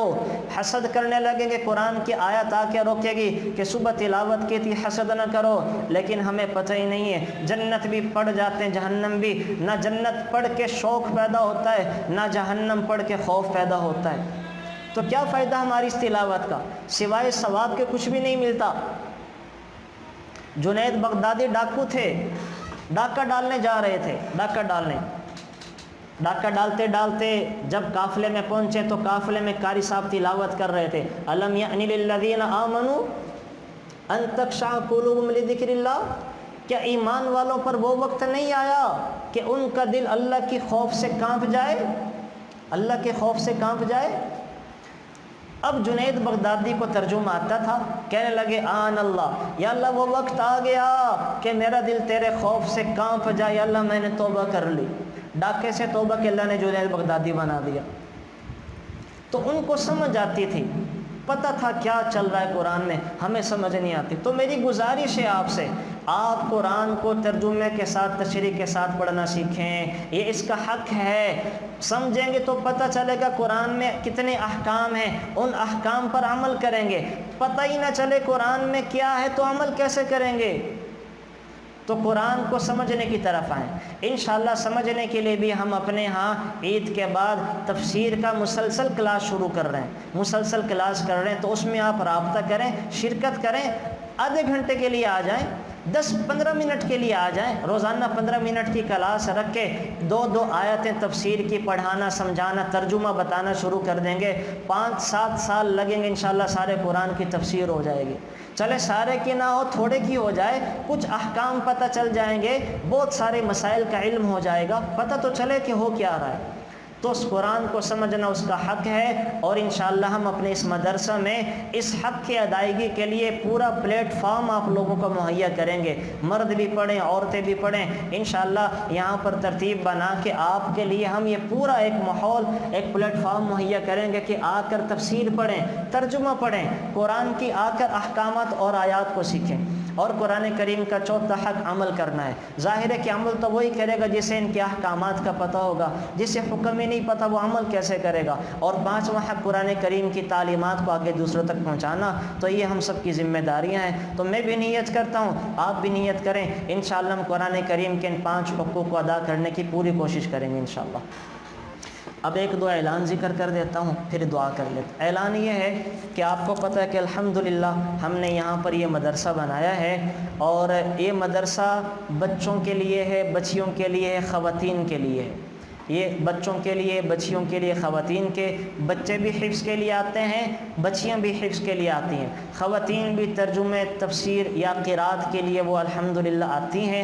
اور عید کے بعد تم خواتین کے لیے مسلسل اور مستقل انتظام کر لیں گے۔ اور الحمدللہ ہم نے بچوں بچیوں کے لیے عام روایت مدرسے کی طرح نہیں، یہاں اچھے قاری صاحبان رکھے ہیں۔ اللہ نے بڑا فضل فرمایا کہ 6 مہینے میں اللہ تعالیٰ نے کہ اتنا تقریباً 50 بچے بچیاں ہمارے پاس آ چکے ہیں۔ تو اب ہمارا یہ ہے کہ ہم اچھے بچے رکھیں، اچھی بچیاں رکھیں جو مستقبل میں جا کر کردار ادا کر سکیں۔ برکت والا کام نہیں ہے، ثواب والا کام نہیں ہے۔ ہم یہاں پہ بچوں اور بچیوں کو لیڈر بنانا چاہتے ہیں۔ ہم چاہتے ہیں کہ معاشرے میں، خاندان میں جائیں، وہ ایک اعلیٰ پائے کے عالم بنے، حافظ بنے اور کردار ادا کریں، اپنی ذمہ داریاں پوری کریں، صحیح اسلام لوگوں کو پہنچائیں اور بتائیں۔ تو اس کے لیے گزارش یہ ہے کہ اپنے گھر کے بچوں اور بچیوں کو جو قابل ہیں ان کو ہمارے ہاں قرآن کریم حفظ کے لیے بھیجیں۔ انشاءاللہ آپ اچھی پروڈکٹ ہمیں دیں گے، ہم اچھا میٹیریل آپ کو دیں گے۔ انشاءاللہ آپ ہمارے پاس اچھے بچے بچیاں لے کر آئیں، ہم انہیں بہت قابل اور انشاءاللہ بہترین حافظ بنا کے آپ کو دیں گے۔ اللہ کا فضل، اب بھی ہمارے یہاں 2 بچوں نے حفظ کر لیا ہے، 2 بچوں کی تقریب ہم عید کے بعد کریں گے، 2 بچوں نے حفظ کر لیا ہے۔ تو اچھے اچھے بچے بھیجیں تاکہ اچھا سا وہ کام ہو سکے اور اچھی ذمہ داری ہو سکے۔ اور دوسرا یہ کہ مدرسہ ہے، اور آپ کو پتہ کہ مدرسے تو چلتے ہی تعاون سے ہیں، تو اپنا تعاون بھی مدرسوں کے ساتھ جاری رکھیں۔ اور اللہ جزائے خیر دیں ان لوگوں کو اور خواتین کو جو اپنا تعاون جاری رکھے ہوئے ہیں اور جن کے تعاون سے ہمارا یہ مدرسہ چل رہا ہے۔ الحمدللہ یہاں پر ہم نے ایک اچھا ماحول، آپ دیکھیں جتنے کمرے ہیں سب میں اے سی لگا ہوا ہے، بچوں کے لیے اے سی چلایا جاتا ہے، فلٹر والا پانی ہے، صاف ستھرا ماحول ہے، اچھے اساتذہ ہیں، اوپر بھی جو ہے جو بچیوں کی کلاس ہے وہاں بھی اے سی لگا ہوا ہے۔ تو ہم نے یہ ساری ضرورتیں اچھے ایک انوائرمنٹ کے اندر، اچھے ماحول میں پوری کرنے کی کوشش کی ہے۔ تو اس کے لیے آپ سے گزارش ہے کہ اپنے تعاون کو بھی جو مدرسے کے ساتھ جاری رکھیں جس طرح سے بھی ہو۔ اور تیسری گزارش یہ ہے کہ عید کے بعد جو ان سے زیادہ اہم ہے، انشاءاللہ ہم خواتین کے لیے ایک پروگرام شروع کر رہے ہیں سیرت کا۔ اب دیکھیں 30 دنوں میں 35 دنوں میں نے قرآن کی تفسیر سنائی ہے، 1.5 گھنٹہ وقت ہوتا تھا، موٹی موٹی باتیں بتائی ہیں، کچھ احکامات، ساری چیزیں ذکر نہیں ہو سکتی، تو ساری چیزوں کے لیے ایک عمر چاہیے۔ تو عید کے بعد انشاءاللہ ہفتے میں 1 دن آپ طے کر لیں، بلکہ ابھی مشورہ کریں آپ بیٹھ کے کہ ہم کون سا دن طے کریں، ہفتے کا یا اتوار کا۔ آپ آدھے گھنٹے کے لیے 40 منٹ کے لیے تشریف لائیں، اس میں آپ کو ساری زندگی کی ترتیب بتاؤں گا۔ میرے نبی کا بچپن کیسا تھا، جوانی کیسے تھی، بڑھاپا کیسا تھا، میرے نبی کی عبادات کیسے تھی، میرے نبی کے معاملات کیسے تھے، میرے نبی کے اخلاقیات کیسے تھے، میرے نبی کی معاشرت کیسی تھی، میرے نبی کی خوشیاں کیسے تھی، میرے نبی کے غم کیسے تھے، میرے نبی کی ساری زندگی جو تھی وہ میں آپ کو بتاؤں گا، ساری زندگی۔ تو وہ تو ظاہر ہے سیکھنے سے پتہ چلے گی۔ تو اس کے لیے گزارش یہ ہے کہ آپ ابھی مشورہ کر لیں کہ عید کے 1-2 ہفتے کے بعد انشاءاللہ جب حالات ٹھیک ہو جائیں تھوڑے سے، اللہ ہماری اس مرض سے جان چھڑائے، تو انشاءاللہ یہاں پر پھر ہر ہفتے ہم ایک پروگرام رکھا کریں گے خواتین کے لیے کہ اس میں ان کی تربیت کی جائے، ان کا سارا دین بتایا جائے، ورکشاپ۔ تو اس کے لیے آپ حضرات نے مشورہ کر لینا اور مجھے بتا دینا کہ ہم کون سا دن رکھیں۔ باقی کسی کا کوئی سوال ہے تو پوچھ لیں، کوئی تھوڑا سا مشورہ بھی کر لیں، پھر انشاءاللہ ہم دعا کر لیتے ہیں۔ اس کے لیے ہم ہم نے گروپس بھی بنائے ہوئے ہیں، خواتین نے جو وہ گروپ بنائے ہوئے ہیں، خواتین کا گروپ ہے، خواتین اسے چلاتی ہیں، اس میں سوال جواب بھی خواتین کے آتے رہتے ہیں، اوان ٹاؤن کی خواتین ہیں، تو آپ جو ہیں وہ ایک گروپ، آپ جو ہیں یہ گروپ بھی جوائن کر لیں، جن کے نمبر نہیں ہیں وہ اپنے نمبر کا اس میں اندراج بھی کروا دیں، اور جو ہے یہ لے لیں، تاکہ ان تک جب یہاں پر پروگرام ہوا کرے کسی درس کے حوالے سے اطلاع بھی ہو جائے، اور خواتین کو ہم وقتاً فوقتاً مسائل کے حوالے سے، ان کی چیزوں کے حوالے سے مسائل بھی اس کے اندر پیش آتے رہیں، مسائل بھی اپنی خواتین ہر قسم کے اس کے اندر پوچھ سکتی ہیں، ان کا جواب بھی وہ قرآن و احادیث کی روشنی میں دے دیا جاتا ہے۔ تو تھوڑا سا ٹائم آپ کو 5-7 منٹ ہم دیتے ہیں، اس میں اپنے وہ نمبر بھی گروپ کے لیے اندراج کروا دیں، رابطہ نمبر، اور مشورہ بھی کر لیں برائے مہربانی کہ ہم عید کے بعد کون سا دن رکھیں کہ جس میں جمع ہونا آسان ہو اور ہماری تربیت اور اصلاح ہوتی رہے۔ چلیں جی دعا کر لیں۔ دعا کے لیے جو شرط ہے وہ نہ الفاظ اہم ہیں، نہ وہ حیت اہم ہے، کیفیت اہم ہے۔ ہم کیفیت کے ساتھ دعا مانگیں گے، اللہ تعالی ہماری دعاؤں کو انشاءاللہ قبول فرمائیں گے۔ اب بہت سارے لوگ قربانی دے کر آئے ہیں، روزے کی حالت عالم میں ہیں، پتہ نہیں کون سا ایسا بندہ ہو، اللہ تعالیٰ اس کی لاج رکھ کر ہم سب کی دعاؤں کو قبول فرما لیں۔ تو ہم اللہ سے دعا مانگتے ہیں، اللہ تعالیٰ اللہم انت السلام ومنک السلام تبارک ربنا وتعالیت یا ذا الجلال والاکرام جزا اللہ عنا محمدا صلی اللہ علیہ وسلم ما هو اہل ربنا آتنا فی الدنیا حسنہ وفی الآخرة حسنة وقنا عذاب النار ربنا ظلمنا انفسنا وان لم تغفر لنا وترحمنا لنكونن من الخاسرين ربنا آتنا في الدنيا حسنة وفي الآخرة حسنة وقنا عذاب النار ربنا آتنا في الدنيا حسنة وفي الآخرة حسنة وقنا عذاب النار۔ یا اللہ ہم سب کا یہاں مل بیٹھنا، پڑھنا پڑھانا قبول فرما۔ یا اللہ ہم تجھے راضی کرنے کے لیے جمع ہوئے تھے، یا اللہ ہم سب کو اپنی رضا نصیب فرما۔ یا اللہ ہم سب کو اپنے ذات عالی کا تعلق نصیب فرما۔ یا اللہ اپنی محبت نصیب فرما۔ یا اللہ اپنی ملاقات کا شوق نصیب فرما۔ یا اللہ اپنی ملاقات کا شوق نصیب فرما۔ یا اللہ سرکار دو عالم صلی اللہ علیہ وسلم کی کامل اتباع اور محبت نصیب فرما۔ یا اللہ یا رحمان یا رحیم یا کریم، ہم نے ہر ایک کو راضی کرنے کی کوشش کری، ہم نے اپنے گھر میں اپنے گھر والوں کو راضی کرنے کی کوشش کی، یا اللہ اپنے پڑوسیوں کو راضی کرنے کی کوشش کی، رشتہ داروں کو راضی کرنے کی کوشش کی، یا اللہ پر کبھی تجھے راضی کرنے کی کوشش نہیں کری، کبھی تجھ سے محبت بڑھانے کی کوشش نہیں کری۔ یا اللہ ہمارے اس جرم اور گناہ کو معاف فرما۔ یا اللہ ہمارے اس جرم اور گناہ کو معاف فرما۔ یا اللہ ہم سب کو اپنی محبت نصیب فرما۔ یا اللہ اپنی ملاقات کا شوق نصیب فرما۔ یا اللہ سرکار دو عالم صلی اللہ علیہ وسلم کی کامل اتباع اور محبت نصیب فرما۔ یا اللہ ہمارے نبی نے ہمارے لیے سب کچھ کیا، ہمارے نبی نے ہمارے لیے سب قربانیاں دیں، 6 گھنٹے ہمارے لیے دعائیں کی، اور ہم آپ علیہ السلام کے لیے سنتیں نہیں اپنا سکتے، اپنی نبی کی سنتوں کو فالو نہیں کرتے۔ یا اللہ بدعات، رسومات اور رواج پر عمل کر کے یا اللہ ہم سنتوں کو چھوڑ دیتے ہیں۔ یا اللہ ہمارے اس گناہ کو معاف فرما، ہمارے اس گناہ کو معاف فرما۔ یا اللہ جتنے مسلمان پریشان حال ہیں، جس قسم کی پریشانی میں مبتلا ہیں، یا اللہ ہر مسلمان کی چھوٹی بڑی پریشانی کو دور فرما۔ یا اللہ ہمارے دکھوں کو سکھوں میں تبدیل فرما، ہماری پریشانیوں کو آسانیوں میں تبدیل فرما۔ یا اللہ ہمارے غموں کو خوشیوں میں تبدیل فرما، ہماری بے بسی، بے چینی، بے قراری کو سکون و اطمینان میں تبدیل فرما۔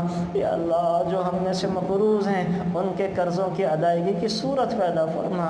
یا اللہ جو پریشان حال ہیں ان کے پریشانیوں کو دور فرما۔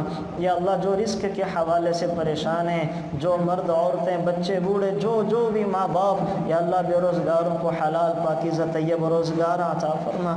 یا اللہ بے روزگاروں کو حلال پاکیزہ طیب روزگار عطا فرما۔ یا اللہ جو برسر روزگار ہیں ان کے رزق کو بڑھا، حلال وسعت فراوانی آسانی کے ساتھ عطا فرما۔ یا اللہ ہمیں رزق حلال اتنا دے کہ حرام سے بچ جائیں، یا اللہ رزق حلال اتنا دے کہ حرام سے بچ جائیں، یا اللہ حلال اتنا دے کہ حرام کی طرف نظر نگاہیں نہ جائیں، یا اللہ حلال اتنا عطا فرما کہ حرام کی طرف نظر ہی نہ جائیں۔ یا اللہ بچوں کو جوڑ کے رشتے عطا عطا فرما۔ یا اللہ جو بچیاں اپنے گھروں میں چلی گئی ہیں اپنے گھروں میں چین سکون عطا فرما۔ یا اللہ ہمارے سسرال والوں کو جو بھی ہیں یا اللہ بچوں کو اپنے بیٹوں کی طرح بیٹیوں کو اپنی بیٹیوں کی طرح سمجھنے کی توفیق عطا فرما۔ یا اللہ ہمیں سسرال والوں کو اپنے دامادوں کو بیٹوں کی طرح اپنے بہوؤں کو بیٹیوں کی طرح سمجھنے کی توفیق عطا فرما۔ یا اللہ ہماری بچوں اور بچیوں کو بھی یا اللہ اپنے سسرال والوں کو اپنے ماں باپ کی طرح سمجھنے کی توفیق عطا فرما، ماں باپ کی طرح ان کی خدمت کرنے کی توفیق عطا فرما۔ یا اللہ ہمارے ملک میں دیس میں امن کو عام پھیلا۔ یا اللہ ہمارے گھروں میں سکون پیدا فرما۔ ہمارے گھروں بے سکونی کے ڈیرے بن چکے ہیں، یا اللہ ہمارے گھروں میں بے سکونیاں ہی بے سکونیاں ہیں، ہمارے گھروں میں سکون پیدا فرما۔ یا اللہ جو سکون تو نے محمد صلی اللہ علیہ وسلم اور حضرت عائشہ کے گھر میں رکھا تھا، ہم آپ سے اس کو سکون کا حصہ مانگتے ہیں، ہمارے گھروں میں بھی وہ سکون پیدا فرما۔ یا اللہ جو سکون تو نے حضرت فاطمہ حضرت علی کے گھر میں رکھا تھا، ہم آپ سے اس گھر کا سکون مانگتے ہیں، یا اللہ ہمیں بھی سکون عطا فرما، ہمارے گھروں میں بھی سکون پیدا فرما۔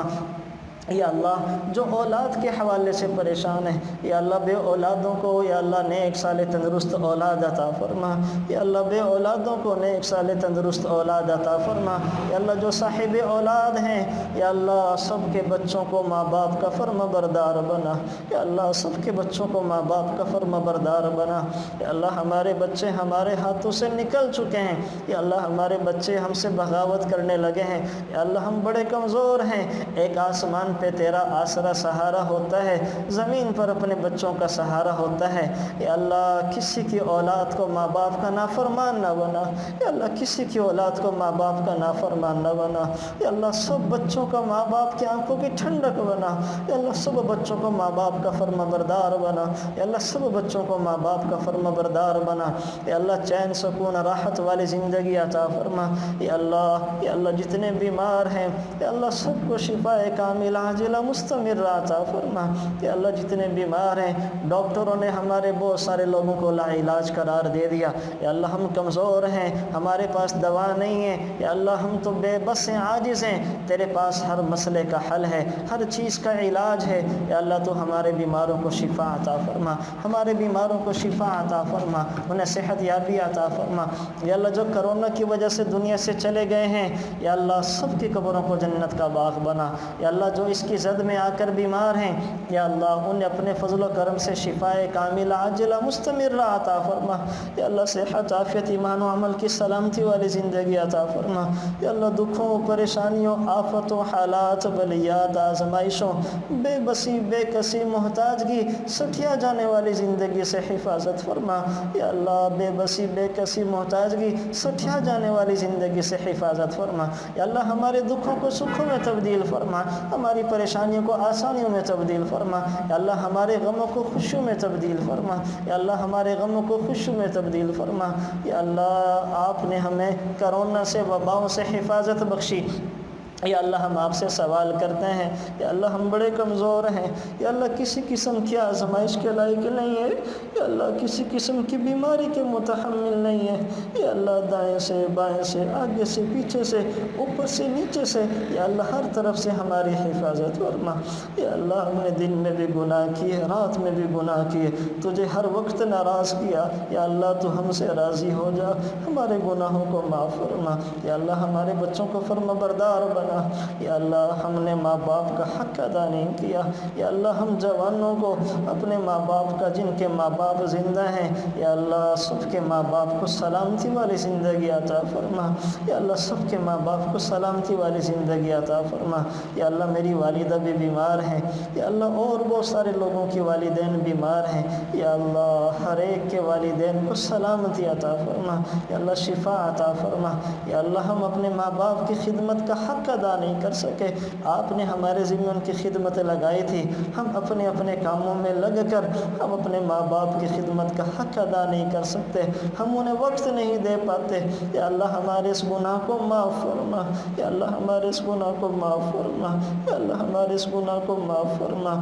یا اللہ ہم نے تیرے علاوہ اوروں کی محبت کو دل میں بسایا ہے، یا اللہ ہمارے اس گناہ کو بھی معاف فرما۔ یا اللہ ہمارے والدین کو سلامتی عطا فرما، ہر ایک کے والدین کو سلامتی عطا فرما، جس کے والدین دنیا سے چلے گئے یا اللہ سب کی قبروں کو جنت کا باغ بنا، یا اللہ میرے والد بھی دنیا سے چلے گئے یا اللہ ان کے لیے قبر کو کھول دے، کشادہ کر دے، کروٹ کروٹ انہیں جنت کے مزے نصیب فرما، کروٹ کروٹ جنت کی نعمتیں نصیب فرما، جنت الفردوس میں اعلیٰ مقام نصیب فرما، یا اللہ سب کے والدین کا سایہ ان کے سروں پر تا دین صحت عافیت کے ساتھ سلامت فرما، یا اللہ ہمارے والدین کا سایہ تا دیر ہمارے سروں پر صحت عافیت کے ساتھ باقی فرما، یا اللہ یا رحمان یا رحیم ہماری جتنی مجبوریاں ہیں، جتنی پریشانیاں سب کو آسان فرما، ہمارے دکھوں کو سکھوں میں تبدیل فرما، یا اللہ ہماری پریشانیوں کو آسانیوں میں تبدیل فرما، یا اللہ ہمارے غموں کو خوشیوں میں تبدیل فرما، یا اللہ ہم کمزور ہیں، بے بس ہیں، ہمیں کسی قسم کی آزمائش کا شکار نہ بنا، یا اللہ ہمیں کسی قسم کی آزمائش کا شکار نہ بنا، یا اللہ ہم کمزور ہیں، بے بس ہیں، کسی بیماری کے متحمل نہیں ہیں، یا اللہ تو ہم سب کو عافیت والی زندگی عطا فرما، چین سکون والی زندگی عطا فرما، یا اللہ ہمارے بچوں کو ہمارا فرما بردار بنا، یا اللہ ہمارے بچوں کو ہمارا فرما بردار بنا، یا اللہ ہم ڈرے ہوئے ہیں، یا اللہ خوف کے اندر مبتلا ہے، یا اللہ خوف کے اندر مبتلا ہے، یا اللہ ہم بڑے کمزور ہیں، یا اللہ بڑے کمزور ہیں، یا اللہ تو ہم سب کے ساتھ عافیت والا معاملہ فرما، یا اللہ ہم خوف میں مبتلا ہیں، ہم تو بیمار ہو جائیں اپنا علاج نہیں کروا سکتے، پریشان ہو جائیں یا اللہ پریشانی کو دور نہیں کر سکتے، یا اللہ بے عزت ہو جائیں عزت واپس نہیں لے کے آ سکتے، یا اللہ تو ہم سب کے حال پر رحم فرما، ہم سب کے اللہ پردہ پوش، یا اللہ ہم سب کے گناہوں پہ پردہ ڈال کے رکھ، ہم سب کو یا اللہ ایک بہترین کردار عطا فرما، یا اللہ بہترین اخلاق عطا فرما، یا اللہ ہمیں ہر چھوٹی بڑی ذلت اور رسوائی سے محفوظ فرما، ہر قسم کی ذلت اور رسوائی سے محفوظ فرما، یا اللہ جو بے اولاد ہیں یا اللہ بڑی کوشش ہے، کتنے میرے جان پہچان والے ہیں جو بے اولاد ہیں، یا اللہ ہمارے خورم بھائی ہمارے بڑے اچھے دوست ہیں، ہر وقت خیر کے کام میں لگے رہتے ہیں، یا اللہ آپ سے دعا کرتے ہیں یا اللہ ان کو صحت مند تندرست اولاد عطا فرما، اور کتنے ہمارے جان پہچان والے ہیں یا اللہ جتنے حاضرین مجلس میں ہمارے گھروں میں جو بے اولاد ہیں، یا اللہ اولاد کی نعمت تیری بہت بڑی نعمت ہے، تو اپنے فضل و کرم سے ہم سب کو صاحب اولاد بنا، سب بے اولادوں کو جب بھی اولاد دے نیک سال تندرست اولاد عطا فرما، نیک سال تندرست اولاد عطا فرما، جو صاحب اولاد ہیں ان کے بچوں کو ان کا فرما بردار بنا، یا اللہ ہمیں بڑا خوف اور خطرہ ہے، جیسے سے حالات پیدا ہو چکے ہیں، بچے بے راہ روی کا شکار ہیں، ہاتھوں سے نکل جاتے ہیں، یا اللہ ہمارے بچوں کو ایسا نہ بنا، یا اللہ ہمارے بچوں کو ایسا نہ بنا، یا اللہ ہم یہ دکھ اور صدمہ نہیں برداشت کر سکتے، تو ہمارے بچوں کو ہمارا فرما بردار بنا، ہمارے بچوں کو دجال اور دجال کے فتنوں سے محفوظ فرما، ہماری نسلوں کو دجال اور دجال کے فتنوں سے محفوظ فرما، شریروں کی شرارتوں سے محفوظ فرما، حاسدین کے حسد سے محفوظ فرما، یا اللہ ہم ہماری نسلوں کو حضرت امام مہدی اور عیسیٰ علیہ السلام کے لشکریوں میں سے لشکری بنا، یا اللہ جتنی حاضرین مجلس کی حاجتیں اور ضرورتیں ہیں، کتنی حاجتیں ضرورتیں ایسی ہیں کہ اللہ تیرے سوا کسی سے ذکر نہیں کی جا سکتی، تیرے سوا کسی کو بتایا نہیں جا سکتا، یا اللہ ہماری وہ تمام حاجتیں ضرورتوں کو پورا فرما۔ اس رمضان میں ہم نے جتنی بھی دعائیں مانگی ہیں اور جس مسلمان نے جو بھی خیر کی دعا مانگی ہیں، یا اللہ تمام خیر کی دعائیں ہمارے حق میں قبول فرما، یا اللہ جتنی خیریں تیرے حبیب نے مانگی ہیں آج آپ سے ان تمام خیروں کا سوال کرتے ہیں، یا اللہ ہم سب کو وہ تمام خیریں عطا فرما، جتنے شرور سے تیرے حبیب نے پناہ مانگی ہیں، یا اللہ ہم آپ سے تمام شرور سے پناہ مانگتے ہیں، ہم سب کو تمام شرور سے پناہ عطا فرما، یا اللہ محتاجگی بے بسی بے کسی سٹیا جانے والی یا اللہ ایسی زندگی سے حفاظت فرما، جب تک تو نے سانس دی ہے یا اللہ چین سکون والی سانسیں عطا فرما، یا اللہ یہ لوگ انسان بڑا ظالم ہوتا ہے، یا اللہ دکھ میں کوئی کسی کے کام نہیں آتا۔ یا اللہ ہمیں اتنا کمزور بے بس نہ بنا کہ اپنے ساتھ چھوڑ جائے۔ یا اللہ اتنا کمزور بے بس نہ بنانا کہ اپنے برا بھلا کہنے لگے۔ یا اللہ اتنا کمزور بے بس نہ بنانا کہ کسی کے محتاج بن جائیں۔ یا اللہ اپنی محتاجی میں رکھنا، کسی کا محتاج نہ بنانا۔ یا اللہ اپنی در کا فقیر بنانا، کسی کا فقیر نہ بنانا۔ اپنے در پہ جھکانا، کسی کی ہاں نہ لے کے جانا۔ یا اللہ یہ جو اتنا مجمع آیا ہے، یا اللہ ان کی جو بھی نیک تمنا ہیں، جائز حاجتیں، ضرورتیں ہیں، یا اللہ تجھ سے مانگتے ہیں، تیرے سوا کسی اور سے نہیں مانگتے۔ یا اللہ تیرے قرآن کی محبت میں آئے ہیں، جب ان کو پتہ چلا کہ آج قرآن کی تکمیل ہے اور تو تکمیل قرآن پر دعاؤں کو سنتا ہے، یا اللہ یہ سب دوڑے دوڑے آ گئے۔ ان میں سے بعض تو وہ ہیں جو 40 دنوں سے آ رہے ہیں، یا اللہ انہیں بھی قبول فرما، ان کی نسلوں کو بھی قبول فرما۔ یا اللہ انہیں چین سکون عافیت والی زندگی عطا فرما۔ جو آج آئے ہیں، یا اللہ آئے تو تیری محبت میں ہیں، تجھے اپنے دکھڑے سنانے آئے ہیں، تجھے سے لینے کے لیے آئے ہیں۔ یا اللہ ہم میں سے کسی کو بھی محروم نہ فرما، یا اللہ کسی کو بھی محروم نہ فرما۔ جو ہماری نیک تمنائیں، جائز حاجتیں، ضرورتیں ہیں، وہ جس حوالے سے بھی ہیں، اولاد کے حوالوں سے ہیں، رشتوں کے حوالوں سے ہیں، سکون کے حوالوں سے ہیں، وہ خاوند بیوی کے جھگڑوں کے حوالوں سے ہیں، وہ اولاد کی فرما برداری کے حوالوں سے ہیں، وہ رزق کے حوالوں سے ہیں، وہ یا اللہ جس حوالے سے بھی جو جائز حاجتیں، ضرورتیں ہیں، تو سب کو جاننے والا ہے۔ ہماری تمام جائز حاجت و ضرورتوں کو پورا فرما۔ یا اللہ ہماری تمام جائز حاجت و ضرورتوں کو پورا فرما۔ یا اللہ ہماری تمام حاجت و ضرورتوں کو پورا فرما۔ رمضان میں جو جو مانگا ہے، یا اللہ جو ہم تیری عبادت نہ کر سکے، تیرا حق ادا نہ کر سکے، یا اللہ ہمارے اس گناہ کو معاف فرما۔ یا اللہ گناہ کو معاف فرما۔ جو جو مانگا ہے، یا اللہ اس سب کو ہم سب کو عطا فرما۔ یا اللہ دنیا میں بھی عطا فرما، آخرت میں بھی عطا فرما۔ دنیا میں بھی عطا فرما، آخرت میں بھی عطا فرما۔ یا اللہ جو ہمارے عزیز و قریب دنیا سے چلے گئے، یا اللہ بطور خاص ہماری ایک طالبہ ہماری بہن کی طرح ہے، اور وہ ہماری بھانجی کی طرح ایک بچی عائشہ کا آپریشن ہوا ہے۔ یا اللہ بڑی وہ محنت کے ساتھ آیا کرتی تھی، یا اللہ وہ سب کو جوڑ کے رکھنے والی تھی، اپنے بچی کے علاج کی وجہ سے نہیں آ پائیں۔ یا اللہ جو جو ان کی حاجتیں، نیک تمنائیں، ضرورتیں تھیں، یا اللہ سب کو اپنے خزانہ سے پوری فرما۔ ہم سب ان کے لیے دعا گو ہیں، انہیں اپنی تمام نعمتیں عطا فرما۔ اس بچی کو صحت عطا فرما، شفا عطا فرما۔ وہ ہسپتال میں ہے، خیر و عافیت کے ساتھ گھر واپس پہنچا۔ جتنے لوگوں کے بھی پیارے ہسپتالوں میں ہیں، یا اللہ سب کو خیر و عافیت کے ساتھ گھر واپس پہنچا۔ چین، سکون، اطمینان و عمل کی سلامتی والی زندگی عطا فرما۔ یا اللہ ہمارے جتنے بھی دنیا سے فوت ہو چکے ہیں، یہ ایک عاذر صاحب ہیں، ان کا بھی انتقال ہو چکا ہے۔ یہ عاذر بھائی کسی کے ہیں، ان کا بھی انتقال ہو چکا ہے، اور بہت سارے لوگ دنیا سے فوت ہو چکے ہیں۔ یا اللہ سب کی قبروں کو جنت کا باغ بنا۔ بتقاضۂ بشریت جو غلطیاں کوتاہیاں ان سے ہوئی ہیں، ان سے معاف فرما، درگزر کا کام لے لے۔ یا اللہ ہم جو زندہ لوگ ہیں، ہر آن ہر گھڑی ہم سب کو موت کی تیاری کی توفیق نصیب فرما۔ یا اللہ یہ ہمارا مدرسہ نیا مدرسہ ہے، یا اللہ اسے دگنی رات چگنی ترقی عطا فرما، اسے خیر کا مرکز بنا۔ یا اللہ ہمیں اتنی توفیق دے، یہاں سے ہم تیرے بندوں کی، تیرے کنبے کی ساری ضرورتوں کو پورا کر سکیں۔ یا اللہ یہاں کے عملے کو ہر وقت اپنے بندوں کے کام آنے والا بنا۔ ہم سے دین کی خدمت لے، یا اللہ دین سے محروم نہ فرما، کسی فتنے آزمائش کا شکار نہ بنا۔ یا اللہ 24 گھنٹے دین کی خدمت میں لگانے کی توفیق عطا فرما۔ ہم سب سے دین کی خدمت لے۔ یا اللہ ہمارے اس مدرسے کو آباد اور شاد فرما، اس کی تمام ضرورتوں کو اپنے خزانہ غیب سے پورا فرما۔ یا اللہ اس کی ضرورتوں کو اپنے خزانہ غیب سے پورا فرما۔ اس کے ساتھ تعاون کرنے والوں کے ساتھ تو تعاون فرما۔ اس کے ساتھ جس طرح کے بھی لوگ تعاون کرتے ہیں، یا اللہ تو انہیں خوشحالیاں عطا فرما، ان کے مال میں برکت عطا فرما، ان کی جان میں برکت عطا فرما، ان کی اولاد میں برکت عطا فرما، ان کے علم و عمل میں برکت عطا فرما۔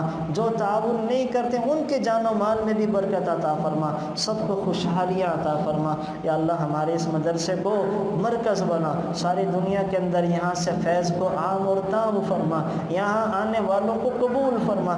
جو جو بھی یہاں آیا ہے، یا اللہ وہ علاج کے لیے آئے، ان کو شفا عطا فرما، دین سیکھنے کے لیے آئے اسے ہدایت عطا فرما، اپنے مسائل کے لیے آئے یا اللہ اس کے مسئلوں کو حل فرما۔ جو جو بھی یہاں جو جو ضرورت لے کر آئے، یا اللہ ان تمام کے تمام حاجتوں، مسئلوں، مصیبتوں، پریشانیوں، بیماریوں کو دور فرما، ان سب کو دین کے لیے، ان کی نسلوں کو دین کے لیے قبول فرما۔ ان کی نسلوں میں جنید بغدادی، حسن بصری، امام بخاری، حضرت حسن حسین جیسے لوگوں کو پیدا فرما۔ ہماری نسلوں میں قوم کے ہیرو پیدا فرما، ہماری نسلوں میں قوم کے ہیرو پیدا فرما، قوم اسلام کی خدمت گزار پیدا فرما، دین کی خدمت کے لیے قبول فرما۔ یا اللہ ہمارے اس مدرسے کی حفاظت فرما، اسے حاسدین کے حسد سے بچا، شریروں کی شرارتوں سے بچا، فتین کے فتنوں سے بچا۔ یا اللہ ہم کمزور ہیں، ہم کسی طرح سے بھی اس کی حفاظت نہیں کر سکتے۔ یا اللہ تو ہی طاقتور ہے، تو ہی اس کو اپنی حفظ و امان عطا فرما، تو ہی اس کو اپنی حفظ و امان عطا فرما، تو ہی اس کو اپنی حفظ و امان عطا فرما۔ یا اللہ مرتے وقت ہم سب کی زبانوں پر لا الہ الا اللہ محمد الرسول اللہ کو جاری فرما۔ یا اللہ جتنی بھی دعائیں ہم نہیں مانگ سکے، جو تجھے کہنا چاہتے تھے دلوں کے اندر ہیں، تو جانتا ہے، انہیں بھی اپنی بارگاہ میں قبول فرما۔ ربنا تقبل منا انك انت السميع العليم وتب علينا انك انت التواب الرحيم صلى الله تعالى على خير خلقه محمد وعلى اله واصحابه اجمعين برحمتك يا ارحم الراحمين آمين آمين۔ اللہ تعالیٰ آپ سب کا نا بہت مبارک فرمائے، آپ لوگوں کو ہمیشہ خوش رکھے، شاد آباد رکھے، اللہ کی حفظ و امان عطا فرمائے۔ Thanks for watching. Please subscribe, like, share Mufti Sufyan.